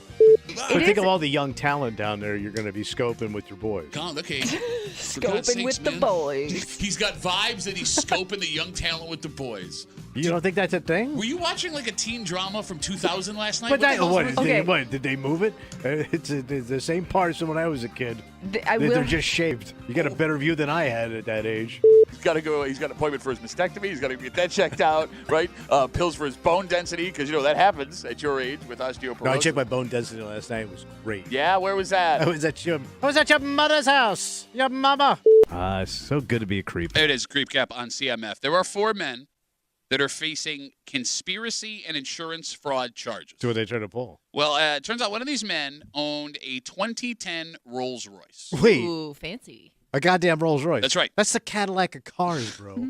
So they live in L.A., and they were about 75 miles east of L.A. out in the mountains. And while they were up there, Yeah. a bear got into the Rolls Royce. Oh, my God. And ripped it up from the inside out. That bear's got some class. Yeah, you got it. Now, it turns out that this isn't the first time something like this had happened to them. Yeah. 2 times before, with 2 other cars, both of them Mercedes, bears had managed to get in and rip these things up. Man, what are the odds? And that's what the problem became. Yeah. The insurance company decided to look into this issue. And these guys that claim the Rolls Royce had been ripped up, they had video proof of it. All right. There is a surveillance camera So the bear's in the car. of a bear opening the door of the car, getting in the car, and ripping it up. Wow. But you heard me say they're facing charges. Yeah. Because it turns out a bear did not rip up the inside of the car. But they have pictures of the bear in the car. They got like video, right? After an investigation, it started with the insurance company saying the scratch marks in the car looked weird and too evenly spaced. They did not look like claws a bear would have. Oh. So they took the video. So the bear brought in tools. Kind of. Okay. The investigation, called Operation Bear Claw, included a biologist from the California Department of Wildlife. After he watched the video, he determined the bear that ripped up the Rolls Royce was clearly a human in a bear suit. Okay. Pretty sophisticated bear suit, though. They arrested the men, and it turns out they discovered a bear suit that one of the men wore, according to police. You didn't even get rid of the suit? No, to crawl into the car as the bear. Yes. With metal claws that they had bought online and rip the inside of the car up. Let me say that again. Yeah. A man dressed as a bear caught himself on camera on purpose from a distance, thinking he'd be able to fool the insurance company into a bear ripping up his It's like the car. perfect distance. Like, they really planned this out well because it's the perfect distance. It's kind of just a grainy shot of the car in the corner of this surveillance camera footage. But here's the problem. What's that? When you zoom in on the video, when the bear is under the dome light, Yeah, he's got it on the earbuds. you can clearly see it's a man. The arm, the way the arm moves, it's like moving like a human shoulder. Like it immediately becomes apparent this is not a real bear, and it is the funniest damn video you'll see because the guy is just whipping up the inside of the car. Like the bear's not even like looking for food or anything to eat or anything. He's just destroying a car. He opens a car, he destroys it, and then he scampers off into the distance. Like he just hates British engineering. They even position the car so the man wouldn't have to run away on all fours. As soon as he's out of the door, you can't see the bear anymore. So he disappears. All But right. he definitely practiced. So it's his bear movements. Well, he must have done the bare minimum to get ready. Oh. Thank you. Where's my recorder? So I know this sounds really dumb. Yeah. And it looks really dumb. Mm-hmm. But you should know that the fraudulent claims that happened before netted these gentlemen $140,000 on the two Mercedes. It worked. So this one didn't because they had video? I guess. I don't know. They didn't have video, just said a bear got in? Yeah, I mean, that's kind of what it sounds like because this is the only video we've seen. I can imagine what a Rolls Royce goes for. Kimmy, can you Google what the $400,000? resale? I don't think it's that much. 2010? 2010 Rolls Royce. Oh, 2010. Yeah. So high mileage. When they raided the home, like I said, the bear costume was inside one of the guy's houses with the metal claws. It's all the equipment. I'm looking at a picture of the laid out bear costume. Oh my God. Like this is pants peeingly funny. Kimmy, what do we got for a 2010 Rolls Royce? Okay, so used 2010 Rolls Royce can range in price from about $80,000 to about $115,000. Man, you can be driving a Rolls for $80,000. That's like the base. I mean, it's 14 years old. Yeah. Yeah, but it probably doesn't have a lot of mileage on it. Okay, fine, but I can't imagine what the maintenance on a 14-year-old Rolls Royce would cost. True, but you'd look pretty. Like when you see a Rolls Royce, there's no question you're rich.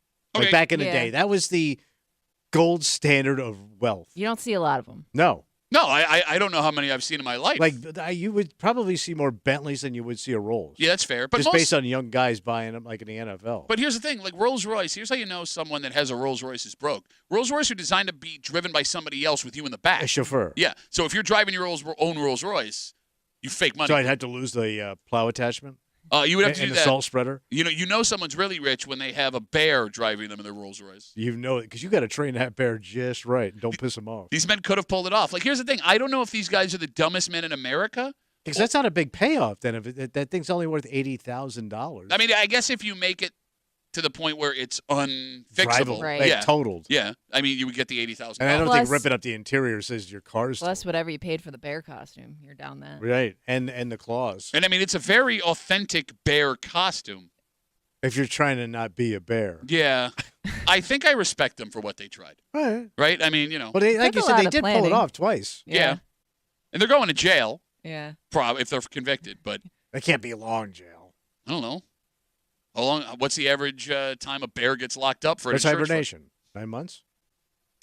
We come back, wrap it up, tell you what we're doing Monday next year in the break room on CMF.